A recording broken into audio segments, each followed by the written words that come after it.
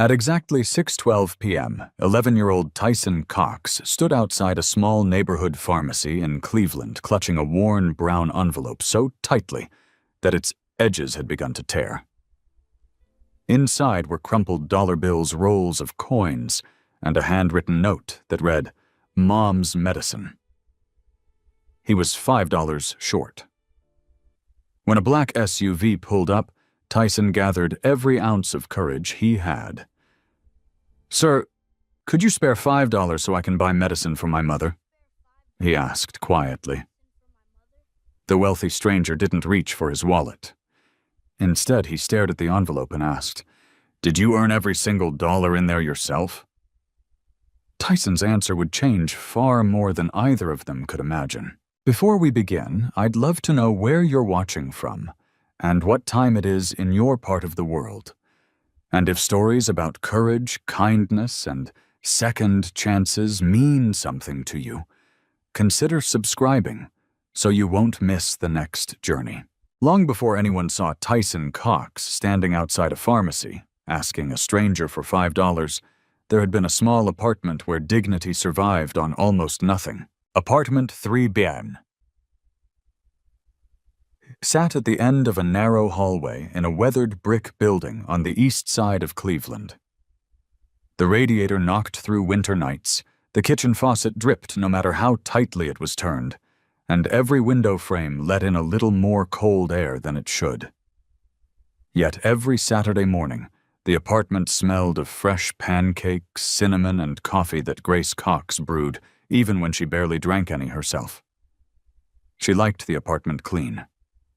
Not because it was beautiful, because she believed people should never let hardship decide who they were. Grace often smiled whenever Tyson apologized for wishing they lived somewhere bigger.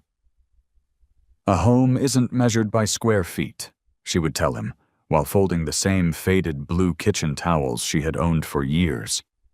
"It's measured by how people treat each other inside." Tyson never forgot those words. Grace had spent almost 12 years working as a certified nursing assistant. She had lifted patients heavier than herself, worked overnight shifts that stretched into 16-hour days, and comforted strangers during the final hours of their lives. She loved taking care of people. She never became wealthy. She barely earned enough to cover rent, groceries, and Tyson's school supplies. Still, she never complained. Then everything changed within a single year. A heart condition forced her to miss work repeatedly. What began as occasional chest pain slowly became exhaustion that even sleep couldn't erase. Walking upstairs left her breathless. Carrying grocery bags became almost impossible. Eventually, her employer had no choice but to replace her. Grace understood. She didn't blame anyone, but losing her job also meant losing the health insurance she had depended on. The irony never escaped her. For years, she had cared for sick people. Now she couldn't afford to care for herself. Tyson was only 11, but children often understand more than adults realize. He noticed the unopened envelopes on the kitchen counter. He noticed his mother's medicine bottles lasting longer than they should. He noticed she quietly cut her pills in half when she thought he wasn't watching. One evening, he finally asked, "Mom, are you taking less medicine?" Grace looked at him for several seconds before forcing a smile. "I'm taking exactly what I need." It wasn't a lie. She simply believed Tyson needed food more than she needed another pill. Every morning Grace woke before sunrise, even though she no longer had a job. She insisted on making Tyson breakfast herself. Usually scrambled eggs if they had them, toast if they didn't. Oatmeal when payday seemed very far away. She always packed his lunch in the same blue plastic lunchbox she had bought at a thrift store years earlier. Sometimes it held a turkey sandwich, sometimes peanut butter, sometimes only crackers and apple and a handwritten note folded into a tiny square. Tyson collected every note. One read, "Kindness costs nothing."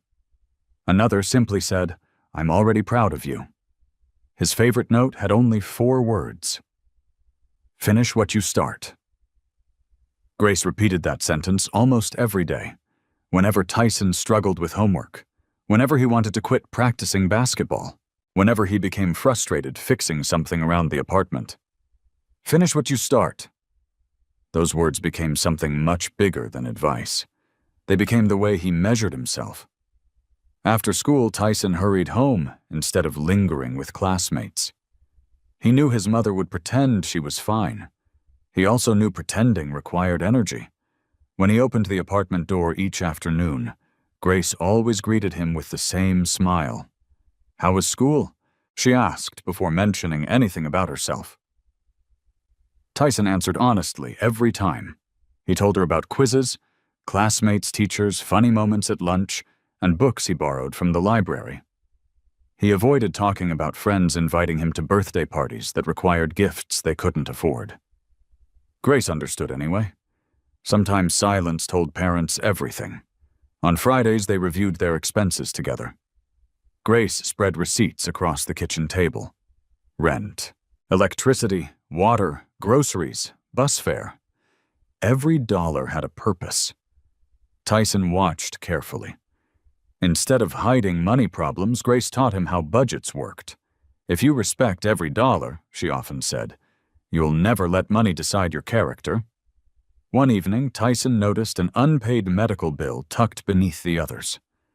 The amount made his stomach tighten. He quietly pushed it back underneath the stack. Grace pretended not to notice. Neither wanted to embarrass the other. A week later, the family doctor examined Grace and frowned while reviewing new test results. Her lungs had developed an infection. Combined with her heart condition, delaying treatment would be dangerous. He prescribed medication immediately. Grace thanked him politely. Then she folded the prescription and slipped it into her purse without looking at the price. She already knew. Medicine rarely became cheaper just because someone couldn't afford it. Outside the clinic, Tyson noticed her unusually quiet expression. "Everything okay?" Grace forced another smile. "It will be." She always believed tomorrow deserved hope. That evening, Tyson waited until Grace fell asleep on the couch with a blanket over her shoulders. He quietly opened her purse.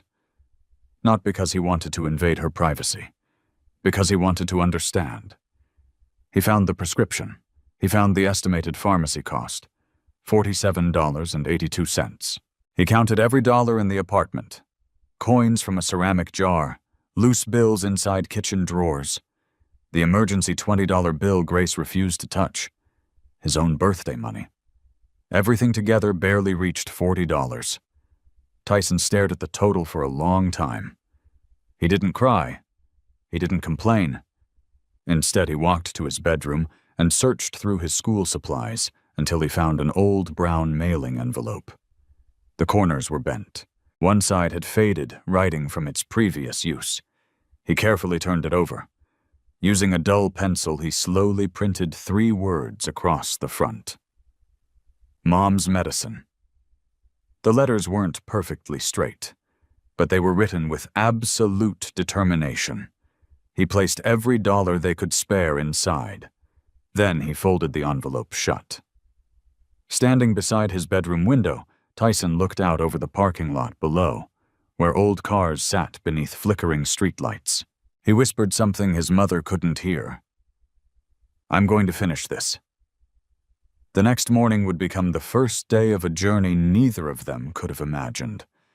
And before that journey ended, one worn, brown envelope would carry far more than coins. It would carry hope itself. The next morning, Tyson woke before his alarm. Outside the apartment window, dawn had barely begun to wash away the darkness.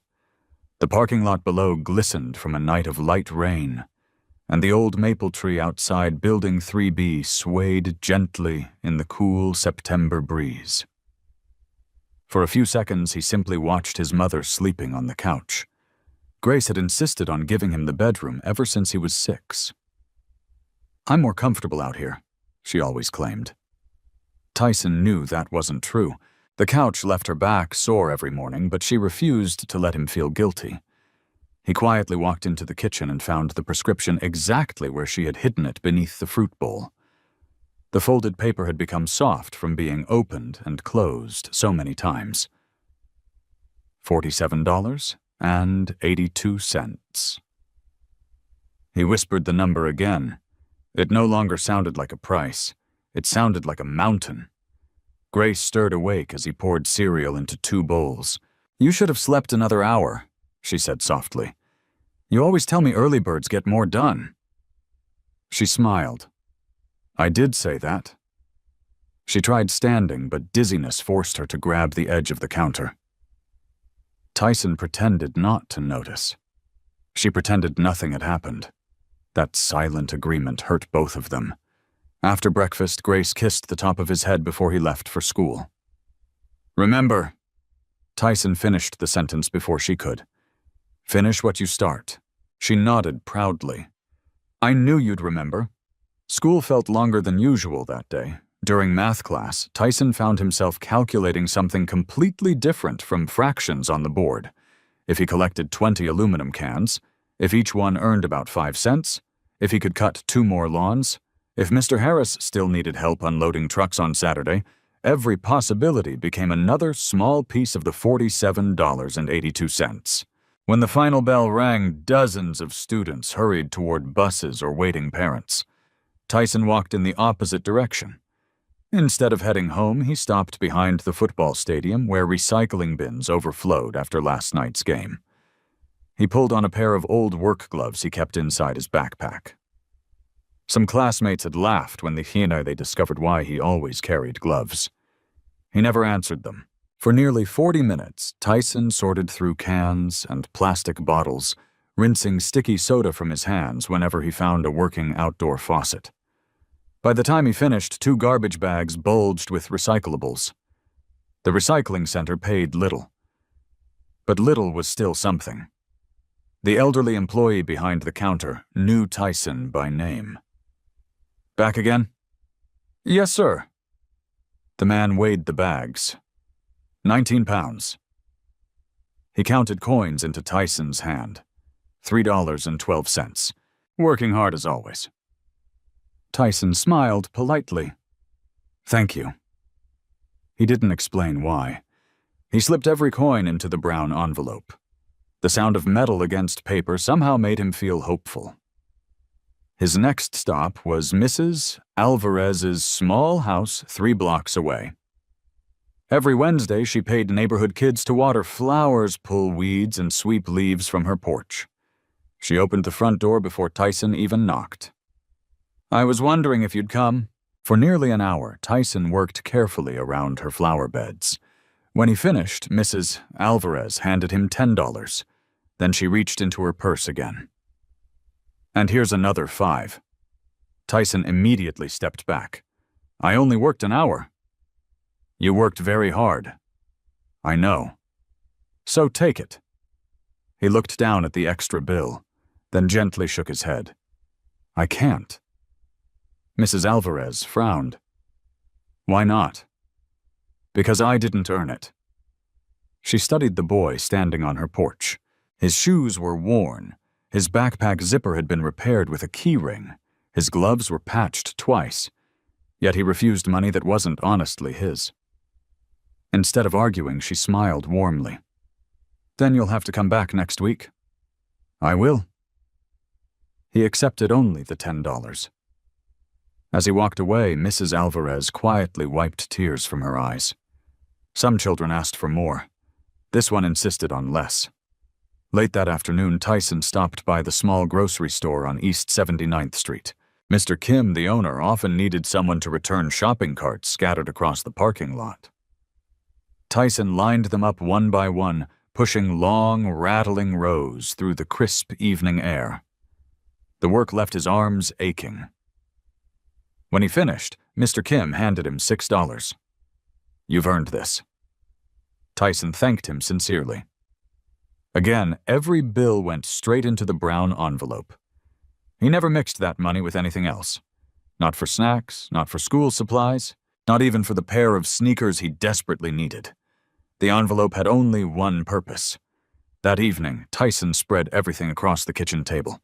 Bills, quarters, dimes, nickels, pennies. He counted once, then again, then a third time. $42.82? He stared at the total, exactly $5 short. He closed his eyes. $5. For some people, it disappeared inside a cup of coffee. For others, it slipped unnoticed beneath couch cushions. For Tyson, it stood between his mother and the medicine she needed. Grace walked slowly into the kitchen, carrying a mug of warm tea. "What are you working on?" Tyson quickly gathered the money back into the envelope. "Just homework." She smiled, unconvinced. "You've never hidden homework from me." He looked down. "I'll tell you when I'm finished." Grace reached over and gently squeezed his shoulder. "I trust you." Those 3 words almost broke his composure. After she returned to the living room, Tyson opened the envelope one last time before bed. The paper had already begun to soften from being opened so often. One corner had torn slightly. He carefully reinforced it with a strip of clear tape. As he smoothed the tape with his thumb, he remembered his mother's favorite sentence. "Finish what you start." He whispered it aloud. "I'm almost there." The following afternoon, he tried one last time. He knocked on the apartment door across the hall. An elderly neighbor answered. Tyson politely asked if there were any chores he could do. The man apologized. "I wish I had something for you, son." The next apartment wasn't interested. Neither was the woman walking her dog outside. By sunset, Tyson had earned nothing more. He stood alone beneath the flickering parking lot light, looking at the brown envelope in his hands. $42.82. Still $5 short. He could wait another day, maybe 2, but every cough he heard from his mother reminded him time wasn't on their side. He looked toward the distant lights of the neighborhood pharmacy. Tomorrow, he decided he would go anyway. He didn't know how. He didn't know who might listen. He only knew one thing. He had finished everything he could do on his own. The pharmacy sat on the corner of Euclid Avenue and East 105th Street, its green neon cross glowing against the gray September sky. By the time Tyson Cox arrived, it was nearly 5 o'clock. Rush hour had begun. People hurried in and out, carrying prescriptions, grocery bags, and steaming cups of coffee. Some glanced at the young boy standing outside with a worn backpack and faded sneakers. Most never looked twice. Tyson tightened his grip on the brown envelope inside his jacket. The paper had softened from days of being opened and closed. The pencil words across the front had begun to fade.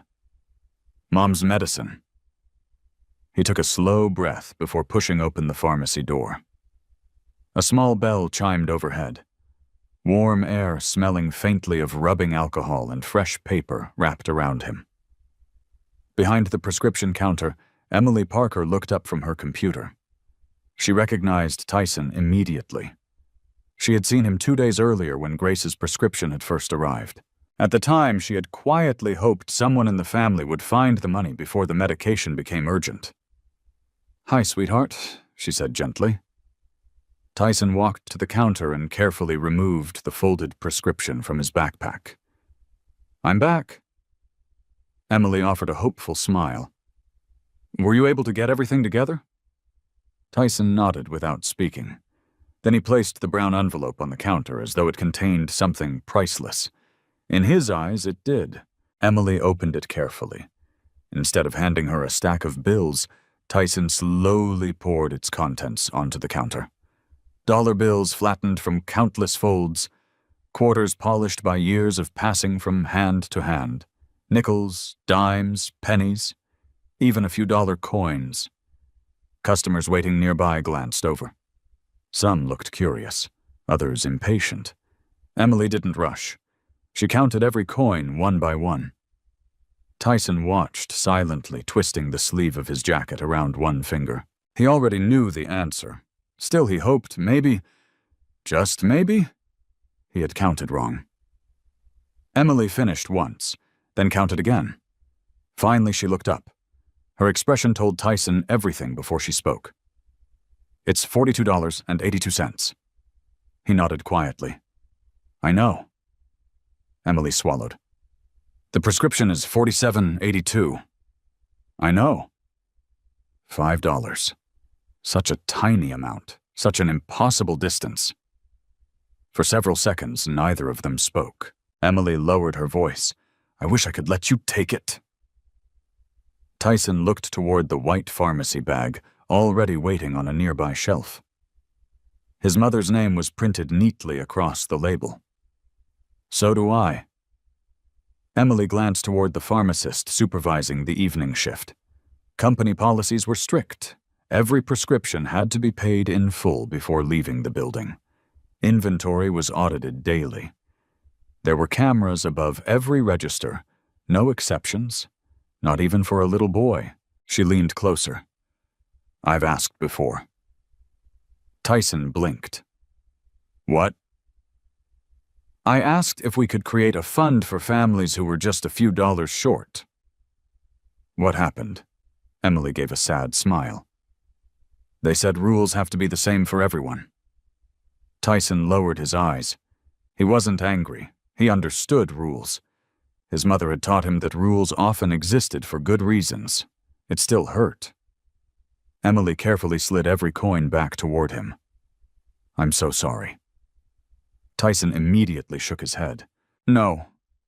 She looked confused. Please leave them there. What do you mean? If someone helps me later, I don't want to count everything again. Emily felt something tighten in her chest. The boy hadn't given up. Not yet. Instead of packing the money away, he believed the missing $5 might still appear before closing time. She glanced at the clock. 5:07 p.m. The pharmacy closed at 6. Less than an hour remained. I'll keep everything right here, she whispered. Aunt. I promise. Tyson smiled gratefully. Thank you. He stepped back outside. The cool evening air felt colder than before. He stood beside the front window where he could still see the brown envelope resting on the counter. Every few minutes, someone entered the pharmacy. Every few minutes, someone left carrying medicine. Tyson wondered how many of them knew how fortunate they were. He wasn't jealous. He only wished his mother could be one of them. At 5:16, an elderly man emerged carrying a prescription bag. Tyson considered speaking. The words almost reached his lips. Then he remembered Grace's voice. You never ask for what you haven't earned. He stayed silent. At 5:24, a woman pushing a stroller stopped near the entrance. She smiled politely at Tyson before hurrying inside. He almost asked her. He couldn't. At 5:31, a delivery driver parked near the curb. Another opportunity. Another silence. Each minute made the pharmacy lights seem brighter and the sidewalk darker. Inside, Emily kept looking through the window every chance she had. She wished she could simply reach into her own wallet. She had done exactly that before, for elderly neighbors, for veterans, for a young father who came up $3 short. But things had changed. A regional audit the previous month had resulted in new policies. Employees could no longer personally pay for prescriptions while on duty. Management believed it created legal complications and accusations of favoritism. Emily hated the rule. Today she hated it more than ever. She watched Tyson sit on the bench outside. He never begged anyone. He never chased passing strangers. He simply waited. The brown envelope remained inside. Hope remained outside. At 5:42, Tyson quietly stood again. He looked through the pharmacy window one last time. Emily met his eyes. She gave him the smallest nod she could manage. She wasn't promising anything, only reminding him she hadn't forgotten. Tyson nodded back. Then he turned towards the parking lot. Headlights swept across the pavement as cars came and went. Luxury sedans, pickup trucks, old compact cars, delivery vans, one after another. None stopped for him. The sky deepened into shades of orange and blue. Streetlights flickered on. Traffic thickened. Tyson looked at the pharmacy clock through the glass. 5:51. 9 minutes left. His heart beat faster. He thought about Grace sitting alone at home. She had probably made soup for dinner, even though she barely had the strength to stand. She would ask whether he'd finished his homework. She wouldn't ask about the medicine. Not because she didn't care. Because she didn't want him carrying the burden. But he already did. A cold wind swept across the parking lot, carrying dry leaves against the curb. Tyson hugged his jacket tighter. Then, just as he lowered his head in quiet disappointment, a long black SUV turned slowly into the pharmacy parking lot. Unlike the hurried customers before, the driver parked carefully near the entrance. The engine fell silent. The rear passenger door opened. A tall man in a charcoal overcoat stepped onto the pavement. His polished shoes reflected the fading evening light. The driver remained beside the vehicle while the man looked toward the pharmacy entrance. Tyson had never seen him before. He had no idea the stranger owned one of the largest pharmaceutical companies in the country. He only knew one thing. The pharmacy would close in less than 10 minutes, and this might be his very last chance.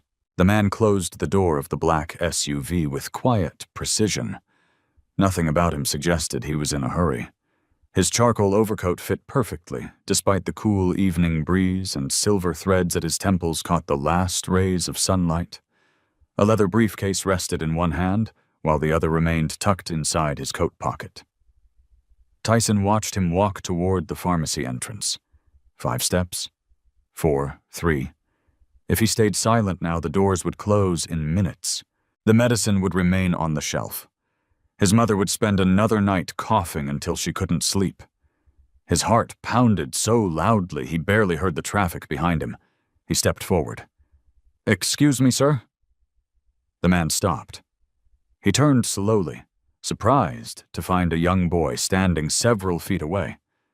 His expression wasn't irritated, only curious. Tyson swallowed hard.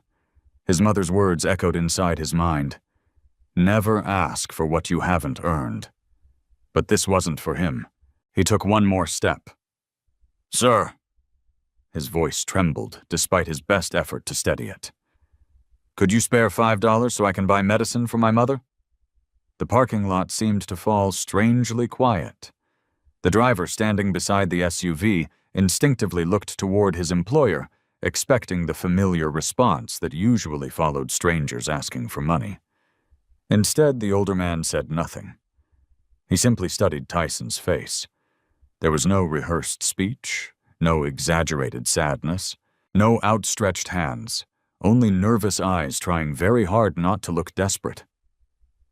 "What medicine?" the man finally asked. Tyson pointed toward the pharmacy. "My mom's prescription." "And you need $5? "Yes, sir." "Only 5? "Yes, sir." The man frowned slightly. Most people asking for help asked for much more. His gaze drifted toward the pharmacy window, then back to Tyson. "Show me." Without hesitation, Tyson unzipped his jacket and carefully removed the brown envelope. He held it with both hands as though it were something fragile. The older man noticed the faded pencil writing before Tyson even spoke. Mom's medicine. Tyson opened the flap carefully. Instead of holding it out like someone asking for charity, he turned the envelope upside down. Bills and coins slid gently into his own palm. "I already have the rest." The stranger looked down. There were stacks of quarters wrapped with rubber bands, small piles of nickels, dollar bills folded so neatly they almost looked ironed. Not one coin appeared randomly thrown together. Every cent had been organized. Every dollar had clearly been protected. "I counted it 3 times, Tyson said quietly. "It's $42.82. He smiled awkwardly. "I keep hoping maybe I counted wrong." For the first time, something shifted inside the older man's expression. Not pity, recognition. He crouched until he was almost eye level with Tyson. "Did someone give you all this?" Tyson immediately shook his head. No, sir. Where did it come from? I earned it. All of it. Yes. The man glanced once toward his driver, then back again. How? Tyson hesitated. Not because he wanted to hide anything, because he wasn't sure anyone would care about the answer. I collected cans after football games. He pointed toward his worn gloves hanging from his backpack. I cleaned yards. I pushed grocery carts. I helped unload vegetables at the weekend market. I walked dogs. I recycled bottles. I didn't want Mom to know. The man's eyebrows lifted slightly. Why not? She would have told me to stop. Why? Because she'd rather stay sick than let me miss school. The answer came so naturally that Tyson didn't realize how deeply it landed. The older man looked again at the coins, then at Tyson's hands. They were the hands of an 11-year-old, but tiny cuts crossed several knuckles. One fingernail was broken. His palms were rough in places children rarely noticed, hands that had worked, not played. The driver quietly stepped closer. Mr. Whitmore. The older man raised one finger without looking away from Tyson. The driver immediately fell silent. Tyson didn't recognize the name. Harrison Whitmore. It meant nothing to him. He saw only a stranger listening more carefully than anyone else had all week. Harrison reached toward the brown envelope. May I? Tyson nodded. He handed it over. The envelope felt unexpectedly warm. Its corners had been reinforced with transparent tape. Along one edge, tiny pencil marks showed previous totals. $31, $36, $39, $42. Someone had recorded every milestone, as if every dollar deserved to be remembered. Harrison gently ran his thumb across the faded words. Mom's medicine. His breathing slowed. For a brief moment, the busy parking lot disappeared. The pharmacy lights faded. The traffic vanished. Instead, another memory returned. A much older one. A different brown envelope. A different evening. Another child. His younger brother. The memory arrived without warning.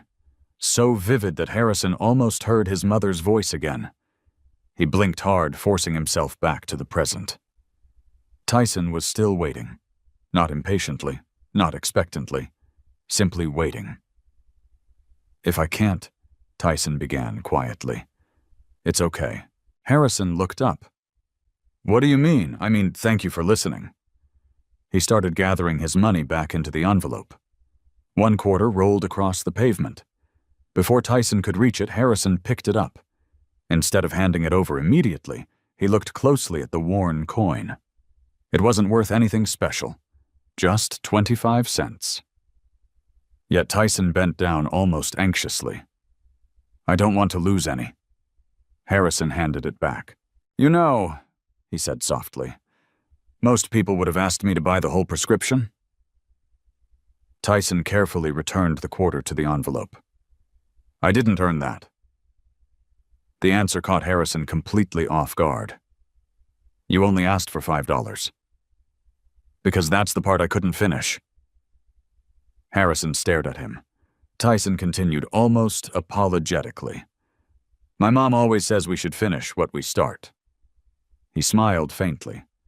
I think I already finished most of it. The sentence landed with astonishing force. Not because it was dramatic, because it was true. This child hadn't come looking for rescue. He had already carried nearly the entire burden himself. He wasn't asking someone else to climb the mountain. He was asking for a hand over the final step. Harrison slowly stood. For several long seconds, he didn't speak. He looked toward the pharmacy, then toward Tyson, then back at the worn brown envelope. Behind the pharmacy window, Emily Parker had witnessed nearly the entire conversation. She couldn't hear the words through the glass, but she could read body language. She watched the distinguished man holding Tyson's envelope with extraordinary care, as though it were more valuable than the expensive watch on his wrist. She whispered to herself, "Please don't walk away. Outside, Harrison finally broke the silence. "Come with me." Tyson looked confused. "Where?" Harrison turned toward the pharmacy entrance. "We're going inside." Tyson hesitated. "I still only have $42.82. Harrison looked at him with a calm expression Tyson would never forget. "I know." Then, without another word, Harrison Whitmore held open the pharmacy door and waited for Tyson to walk in first. The bell above the pharmacy door rang softly as Harrison Whitmore and Tyson stepped inside. Emily Parker looked up from the prescription counter. Relief flashed across her face when she saw the boy return, but her expression quickly changed to surprise when she recognized the man beside him. She had seen Harrison Whitmore only in business magazines and healthcare conferences streamed online. His company supplied medications to hospitals across the country, though few people knew what he looked like in person. She straightened instinctively. "Good evening." Harrison returned the greeting with a polite nod. "Good evening." He placed the brown envelope gently on the counter instead of handing over a credit card. "This belongs to him." Emily glanced at Tyson, then at the envelope, then back at Harrison. "Yes, sir." Harrison didn't speak immediately. His eyes rested on the faded pencil writing one more time. Mom's medicine. 3 simple words. 3 words that had reached across nearly 5 decades and reopened a door he had spent years keeping closed. People often assumed Harrison Whitmore had been born into privilege. The truth was almost the opposite. Long before private jets, board meetings, and television interviews, there had been a 2-bedroom apartment in Youngstown. The wallpaper peeled away from the walls. Winter drafts slipped beneath the front door. His father repaired factory machines 6 days a week. His mother cleaned motel rooms whenever extra shifts became available. Money disappeared almost as quickly as it arrived. Harrison had been 12. His younger brother Daniel was only 8. Daniel laughed easily. He collected baseball cards, built tiny airplanes from scrap wood, and believed every stray dog deserved a name. Then pneumonia arrived. At first, everyone believed it was just another cold. Within days, Daniel could barely breathe. Their family doctor prescribed medicine. Harrison still remembered watching his father unfold the prescription while silently counting the money inside his wallet. There wasn't enough. Only a few dollars short. Just a few. His parents promised they would return the following morning after borrowing money from relatives. The pharmacist apologized. Without full payment, the medicine couldn't leave the shelf. Nobody argued, nobody shouted. Rules were rules. During the night, Daniel's fever climbed higher. By sunrise, an ambulance rushed him to the hospital. 3 days later, Harrison stood beside a hospital bed that had become far too quiet. No one ever proved those missing dollars caused his brother's death. Medicine isn't magic. Doctors never promised certainty. But an 11-year-old boy had spent the rest of his childhood wondering whether almost enough could have become enough. That question never completely disappeared. Years later, Harrison earned scholarships, worked endless hours, built one business after another. He entered the healthcare industry with one promise whispered only to himself. No family should ever feel powerless because of money. His companies grew. 1 warehouse became 5, 5 became 50. Employees numbered in the thousands. Shareholders celebrated. Stock prices climbed. Quarterly reports improved. Somewhere along the journey, meetings replaced memories. Growth charts replaced faces. Spreadsheets replaced stories. He continued believing he was helping people. Yet it had been years since he had stood inside an ordinary neighborhood pharmacy at closing time. Years since he had watched someone count coins one by one. Years since he had looked into the eyes of someone missing only a few dollars. Tyson had unknowingly taken him back to the place where everything began. Emily's voice gently interrupted the silence. "Sir," Harrison blinked. "I'm sorry." He smiled faintly. "I was remembering someone." Tyson stood quietly beside him, uncertain whether he should speak. He noticed Harrison wasn't looking at expensive displays or checking his phone. Instead, he kept staring at the envelope, as though it meant something neither of them had explained. Harrison looked down at Tyson. "Do you know why I asked whether you earned this money yourself?" Tyson shook his head. "No, sir." "Because I needed to understand something." "What?" "I needed to know whether this envelope represented hope or surrender." Tyson frowned slightly. "I don't understand." Harrison smiled. "I didn't either when I was your age." For a moment, neither spoke. Then Harrison continued. "My little brother once became very sick." Tyson listened carefully.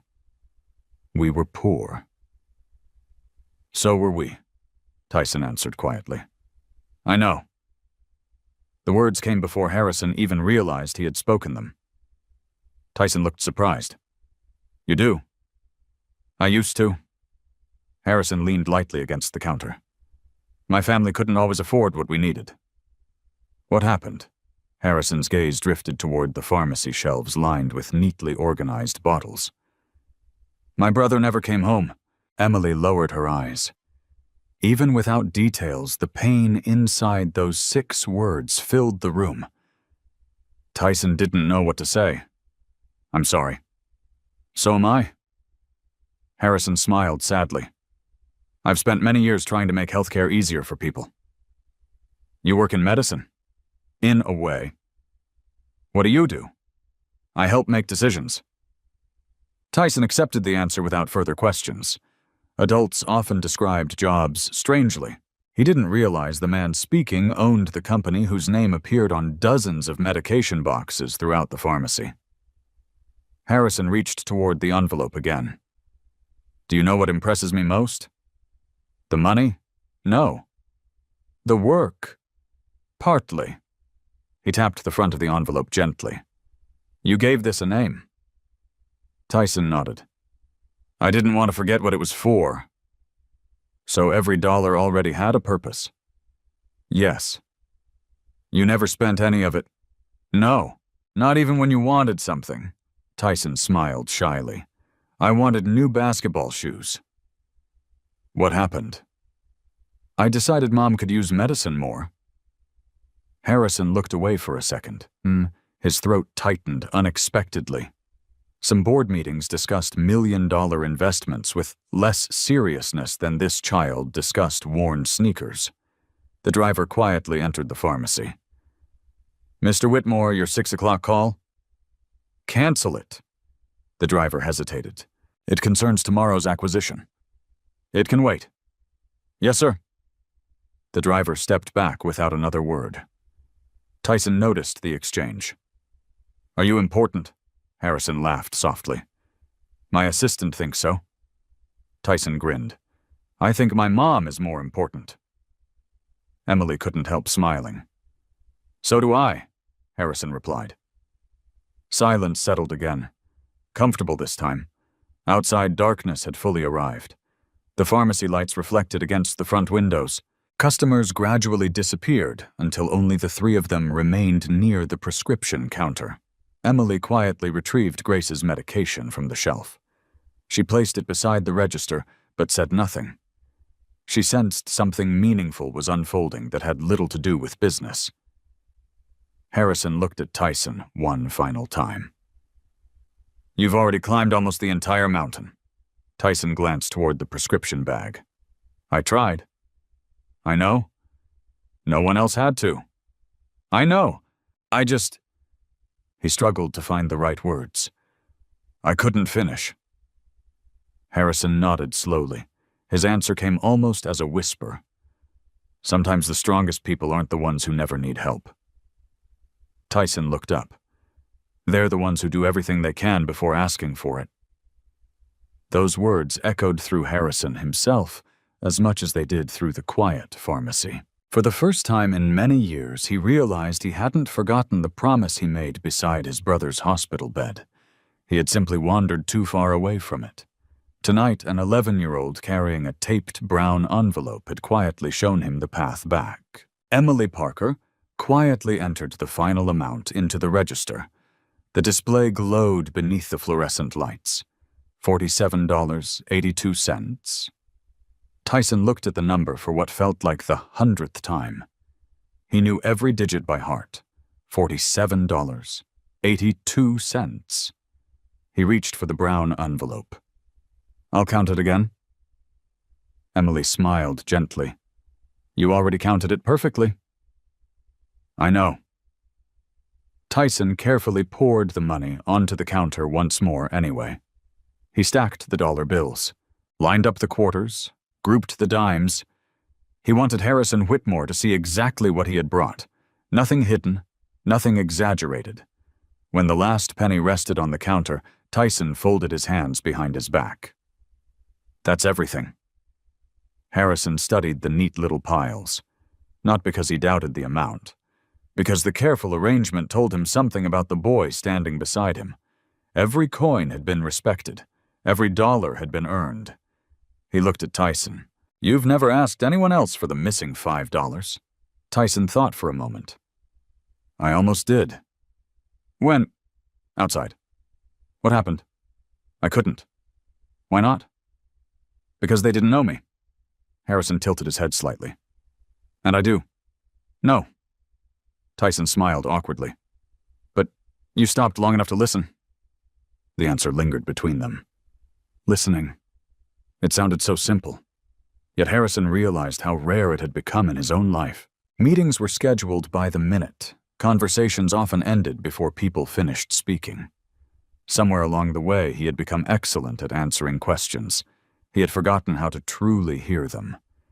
He rested one hand lightly on the counter. "Tell me something." "Okay. If I gave you $50 instead of $5, Tyson immediately interrupted. "I couldn't take it." Harrison wasn't expecting such a quick answer. "Why not?" "I didn't earn it." "What if I wanted to give it to you?" Tyson looked genuinely conflicted. "I'd still say no." Emily stopped pretending to organize prescription bottles. Even she wanted to hear where the conversation was going. Harrison folded his arms. "What if I paid for your groceries too?" Tyson shook his head. "What if I bought you new clothes?" Another shake. "What about new shoes?" Tyson glanced down at the worn sneakers whose soles had begun separating near the toes. For a brief second, desire crossed his face. Then it disappeared. "My shoes still work." Harrison smiled faintly. "Barely." "They still work." "And if I offered to help your mother with rent?" Tyson hesitated much longer this time. Finally, he answered carefully. "Mom would tell me to thank you." And then, she'd probably say no. "Why, She says accepting kindness is different from depending on it." Harrison slowly nodded. That sounded exactly like the kind of woman who would raise a child, willing to work for weeks before asking a stranger for $5. He looked toward Emily. "Miss Parker." "Yes, sir." "Would you please tell me something?" "Of course." "When did this prescription arrive?" 3 days ago." "And he's been coming back?" Emily nodded. "He first asked how much it cost. Then, he returned yesterday to check whether the price had changed." "It hadn't." "No." "And today, he brought everything he had." Emily's voice softened. "He never once asked anyone to lower the price. He never argued. He only asked whether there was another way." Harrison turned back to Tyson. "Was there?" Tyson shrugged. "I hoped, maybe." Emily quietly added, "He also refused extra money he hadn't earned." Tyson looked embarrassed. "You didn't have to tell him that." "I think I did." Harrison looked surprised. "What happened?" Emily smiled. "Mrs. Alvarez came in earlier today." Tyson blinked. "She told you?" "She picked up blood pressure medication." Emily laughed softly. She couldn't stop talking about the little boy who refused $5 extra because he hadn't worked for them. Tyson rubbed the back of his neck. I didn't want anyone discussing me. I'm sorry. It's okay. Harrison's smile grew warmer. So you've been making quite an impression around the neighborhood. I didn't mean to. I know. Silence settled again. The pharmacy clock now read 5:58. Only 2 minutes remained before closing. Emily looked nervously toward the pharmacist, finishing paperwork at the other end of the counter. Technically, she couldn't keep the register open much longer. Harrison reached into his inside coat pocket. Tyson watched without speaking. Instead of pulling out cash immediately, Harrison removed a worn leather wallet. Inside, among business cards and credit cards, rested a faded photograph. He looked at it for only a second. A smiling little boy wearing a baseball cap. Daniel, his younger brother. Harrison quietly slipped the photograph back into place. Then he removed a $5 bill. It wasn't crisp. It had been folded several times. He smoothed it carefully against the counter. This, he said quietly, placing the bill beside Tyson's money, isn't charity. Tyson looked up. It isn't? No. What is it? Harrison thought carefully before answering. It's the final piece. Tyson stared at the bill. I don't understand. You already carried almost all the weight. Harrison gently nudged the bill toward the envelope. You climbed almost the entire mountain. He paused. I'm only steadying your hand for the last step. Tyson didn't touch the money. He looked uncertain. I don't want to owe you. Harrison smiled. You won't. I won't. No. Why? Because someday you'll do the same thing for someone else. Tyson frowned thoughtfully. What if I never have money? You will have something. Like what? Time. Kindness. Experience. Encouragement. Harrison's voice remained calm. We don't always repay the person who helped us. Sometimes we repay the world. Tyson looked at the $5 bill again. His mother's words echoed inside him. Finish what you start. For the first time since beginning his journey, accepting help didn't feel like abandoning that lesson. It felt like completing it. Very slowly he reached for the bill. Not greedily, almost reverently. He placed it inside the brown envelope beside the money he had earned himself. Then he folded the flap closed. The envelope finally felt complete. He handed it to Emily. Now it's enough. Emily's eyes shimmered. Yes. It is. She carefully counted everything once more. $47.82, exactly. No discount, no special treatment, no unpaid balance. Only one envelope carrying money honestly earned and honestly completed. She printed the receipt, placed Grace's medicine inside a white pharmacy bag, then slid both the bag and the receipt across the counter. Tyson accepted them with both hands. For several seconds, he simply held the bag against his chest. Not smiling, not crying, just breathing, as though the weight inside was far greater than a bottle of medicine. He turned toward Harrison. Thank you. Harrison shook his head gently. No. Tyson looked confused. You already thanked me. I did. When you refused to quit. Tyson didn't fully understand, but years later Harrison Whitmore would remember that moment more clearly than many of the billion-dollar contracts he signed throughout his career. Because for the first time in decades, he no longer felt like a wealthy man helping a poor child. He felt like an older brother finally keeping a promise he had made long ago. Tyson stepped out of the pharmacy with the white paper bag pressed tightly against his chest. The cool evening air no longer felt as sharp. For the first time in days, he wasn't thinking about numbers. Not $47.82. Not $5. Not the coins inside the envelope. He was thinking about getting home before his mother worried. Thank you again, he said quietly to Harrison. I'm going to take this to my mom. Harrison glanced toward the medicine bag. May I ask you one more question? Sure. Has your mother seen a doctor since receiving this prescription? Tyson nodded. Dr. Foster at the community clinic. And has she gone back? No. Why not? They wanted to see her again this week. He hesitated. The visit costs money. Harrison's expression grew serious. When was she supposed to return? Yesterday. Emily, who had stepped outside to lock one of the pharmacy doors, quietly added, the prescription should help, but Dr. Foster wrote on the paperwork that she needed a follow-up examination. Tyson looked down. I know. Why didn't she go? She said she'd feel better after the medicine. Emily exchanged a quick glance with Harrison. Neither liked that answer. Harrison crouched once more, so he and Tyson were eye level. Would you let me drive you home?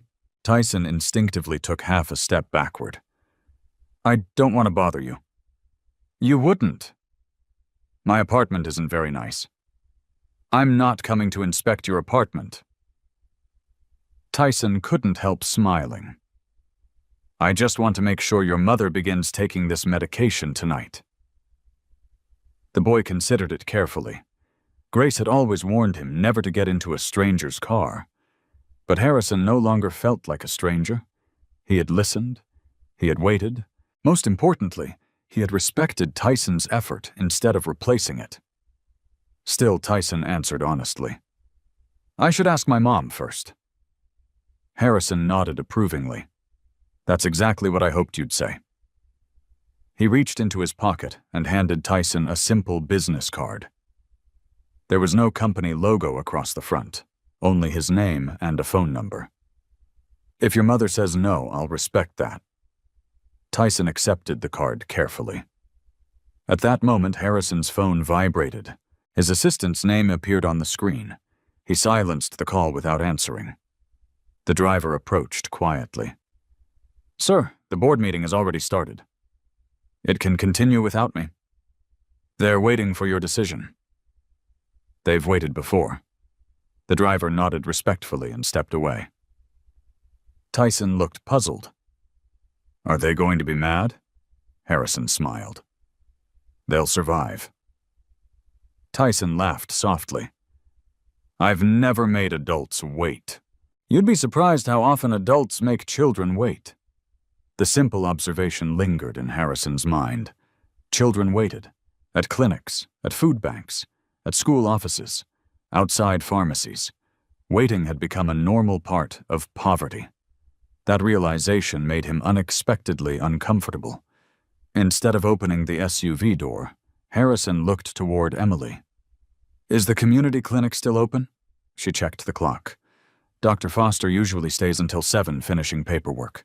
Harrison turned to Tyson. Would your mother be willing to see him tonight if transportation weren't a problem? Tyson's eyes widened. I think so. But she'd say it costs too much. What if the clinic agrees to see her first? I don't know. Harrison looked toward the driver. Please call the community clinic. Yes, sir. Ask whether Dr. Benjamin Foster is still there. The driver walked several steps away to make the call. Tyson watched curiously. You know my doctor? I don't. I hope to. A few minutes later, the driver returned. He's still in the building. Good. The receptionist says they're closing. Harrison nodded. Tell them I'm bringing someone who missed a follow-up because she couldn't afford to come. The driver hesitated. They asked for the patient's name. Harrison looked at Tyson. May I tell them? Tyson nodded. Grace Cox. The driver repeated the information into the phone. Several moments passed. Then his expression changed. They'll wait. Tyson looked astonished. They will. They said Dr. Foster asked them to. The boy stared at the medicine bag. Everything had happened so quickly that he could barely keep up. I don't understand. Harrison rested a reassuring hand on his shoulder. Sometimes doctors worry about their patients even after office hours. They do. The good ones do. Tyson smiled. Dr. Foster is nice. I'm looking forward to meeting him. The SUV pulled away from the pharmacy a few minutes later. Tyson sat in the back seat beside the medicine, carefully holding the paper bag upright with both hands, as though it contained glass. Harrison sat beside him rather than in the front. Neither spoke for the first few minutes. The city lights drifted across the windows. People hurried along sidewalks carrying groceries and backpacks. Restaurants filled with evening customers. Life continued normally. Yet inside the quiet vehicle, two people from entirely different worlds shared an unexpected silence. Finally, Harrison spoke. What does your mother like to do when she's healthy? Tyson smiled immediately. She loves gardening. Gardening? We don't have a garden. So she grows flowers in coffee cans. Harrison laughed. Really? She says flowers don't care what they're planted in.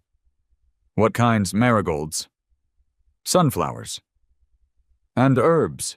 The apartment smells like mint sometimes. Harrison listened closely. The answers weren't about illness. They were about life. He liked that. What about you? I like basketball. Do you play? Mostly at school? Favorite team? The Cavaliers. Harrison grinned. I should have guessed. Tyson relaxed a little more. By the time the SUV reached the apartment building, the conversation felt surprisingly natural. The vehicle stopped beside the curb. Tyson immediately unbuckled his seatbelt. I'll be right back. Before Harrison could answer, the boy hurried upstairs carrying the medicine. Several minutes passed. The hallway light inside apartment 3B flickered on, then off. Finally, Tyson returned, this time supporting his mother carefully down the stairs. Grace moved slowly. Her face looked pale, and each step required visible effort. When she reached the sidewalk, she stopped. Tyson had already explained everything. She looked directly at Harrison. I don't know how to thank you. You don't need to. You helped my son. He helped himself. Grace smiled faintly. That sounds like something my father used to say. She glanced at Tyson. Did you really work for all that money? Tyson lowered his eyes. Yes. You didn't tell me. I wanted to surprise you. Instead of becoming angry, Grace gently placed one hand against her son's cheek. You should never have carried this alone. I know. I'm sorry. She pulled him into a careful embrace despite her weakness. You have nothing to apologize for. Her voice trembled. You honored everything I've tried to teach you. Tyson hugged her tighter. I just wanted you to get better. Grace kissed the top of his head. I know. For several quiet seconds, neither moved. Harrison watched without interrupting. Some moments deserved witnesses more than words. When Grace finally looked up again, Harrison spoke gently. Dr. Foster is still at the clinic. She looked surprised. At this hour? He's waiting. I can't afford another visit. We'll discuss money later. Grace immediately shook her head. No. Harrison wasn't offended. Instead, he smiled. I thought you might say that. He reached into his coat pocket and held out the folded follow-up appointment slip Emily had quietly placed in his hand before they left the pharmacy. I'm not asking you to accept charity. I'm asking you to keep an appointment your doctor believes is important. Grace looked at the paper for a long moment. Then she looked at Tyson. Finally, she nodded. For my son. Harrison opened the SUV door. Then let's make sure you have many more years to remind him to finish what he starts. The community clinic occupied the first floor of an aging medical building only 10 minutes from Grace's apartment. By the time Harrison's SUV pulled into the parking lot, most of the lights inside had already been turned off. Only the reception desk and one examination room remained illuminated. Tyson hurried around the vehicle to help his mother. "I've got you." Grace smiled tiredly. "I know you do." Inside the waiting room was nearly empty. A television mounted in one corner played muted evening news, while the receptionist finished organizing patient files for the next morning. She immediately recognized Grace. "I'm glad you came back." Grace offered an apologetic smile. "I'm sorry I missed yesterday." The receptionist simply nodded. Dr. Foster said he'd wait. A few moments later, Dr. Benjamin Foster stepped into the hallway. He was in his early 50s, his white coat slightly wrinkled, after a long day, reading glasses resting on top of his head. When he saw Grace, relief crossed his face. "I've been worried about you." "I'm sorry." "You don't need to apologize." His attention shifted toward Tyson. "And you must be the young man who's been trying to take care of everyone." Tyson looked embarrassed. "I tried." "I've heard." Dr. Foster smiled warmly. Then he noticed Harrison standing quietly near the doorway. "I'm Benjamin Foster." "Harrison Whitmore." The doctor extended his hand without recognizing the name. "It's good to meet you." "You too." No introductions about wealth. No mention of companies. Only two men meeting because they cared about the same patient. Dr. Foster led Grace into an examination room. Tyson started to follow. "Can I come?" Grace nodded. "Always?" Harrison remained outside. He didn't belong in the private medical examination. Instead, he sat quietly in the waiting room. The driver approached. "The board has postponed the meeting until tomorrow morning." Harrison barely looked up. "Good. They're asking whether you'd like briefing documents sent here?" "No." The driver hesitated. "You've never postponed a quarterly review before." Harrison looked toward the examination room door. "Some things matter more than quarterly reports." The driver quietly nodded. Inside the examination room, Dr. Foster listened carefully to Grace's lungs. He checked her oxygen level, measured her blood pressure, repeated several simple breathing tests. His expression gradually became more serious. Grace noticed immediately. "What is it?" "The medication should help." But the infection is more advanced than I hoped." Tyson's fingers tightened around the chair beside him. "Is she going to be okay?" Dr. Foster looked directly at the boy before answering. "I believe so." The pause afterward made Grace nervous, but she needs proper follow-up. He turned toward Grace. "You've been cutting your heart medication again, haven't you?" Grace lowered her eyes. "A little." "I can tell. I wanted it to last longer." Dr. Foster sighed quietly. "Grace, stretching medication almost always creates bigger problems later." "I know. I wasn't trying to be careless." "I know. I just—" Her voice weakened. "There were bills." Dr. Foster nodded gently. "I understand." "No." Grace shook her head. "I don't think anyone really does." For a moment, the room became completely still. Then Tyson spoke. "I do?" Both adults looked toward him. "I counted all the bills with Mom. I know how much rent is. I know why she cuts pills." Grace's eyes filled with tears. She had worked so hard to protect him. Without realizing it, he had been protecting her instead. Dr. Foster sat down across from them. "I'm going to adjust your treatment plan." Grace looked anxious. "I can't afford more medicine." "We'll figure that part out." "I don't want favors." "This isn't a favor." He smiled reassuringly. "It's my job." Outside, Harrison quietly walked toward the reception desk. The receptionist recognized him from earlier introductions. "Can I help you?" "I hope so." He lowered his voice. "How often does this happen?" She looked confused. "What do you mean? Patients missing follow-up appointments because they can't afford transportation, or medication, or another visit?" The receptionist hesitated. "More often than we'd like." "How often?" she thought carefully. "Several times every week." Harrison frowned. "And prescriptions?" she sighed. "Sometimes patients never pick them up. Even when the balance is small, especially then." He looked surprised. "Why especially?" "Because people who've already spent almost everything they have usually don't have another $5 or $10.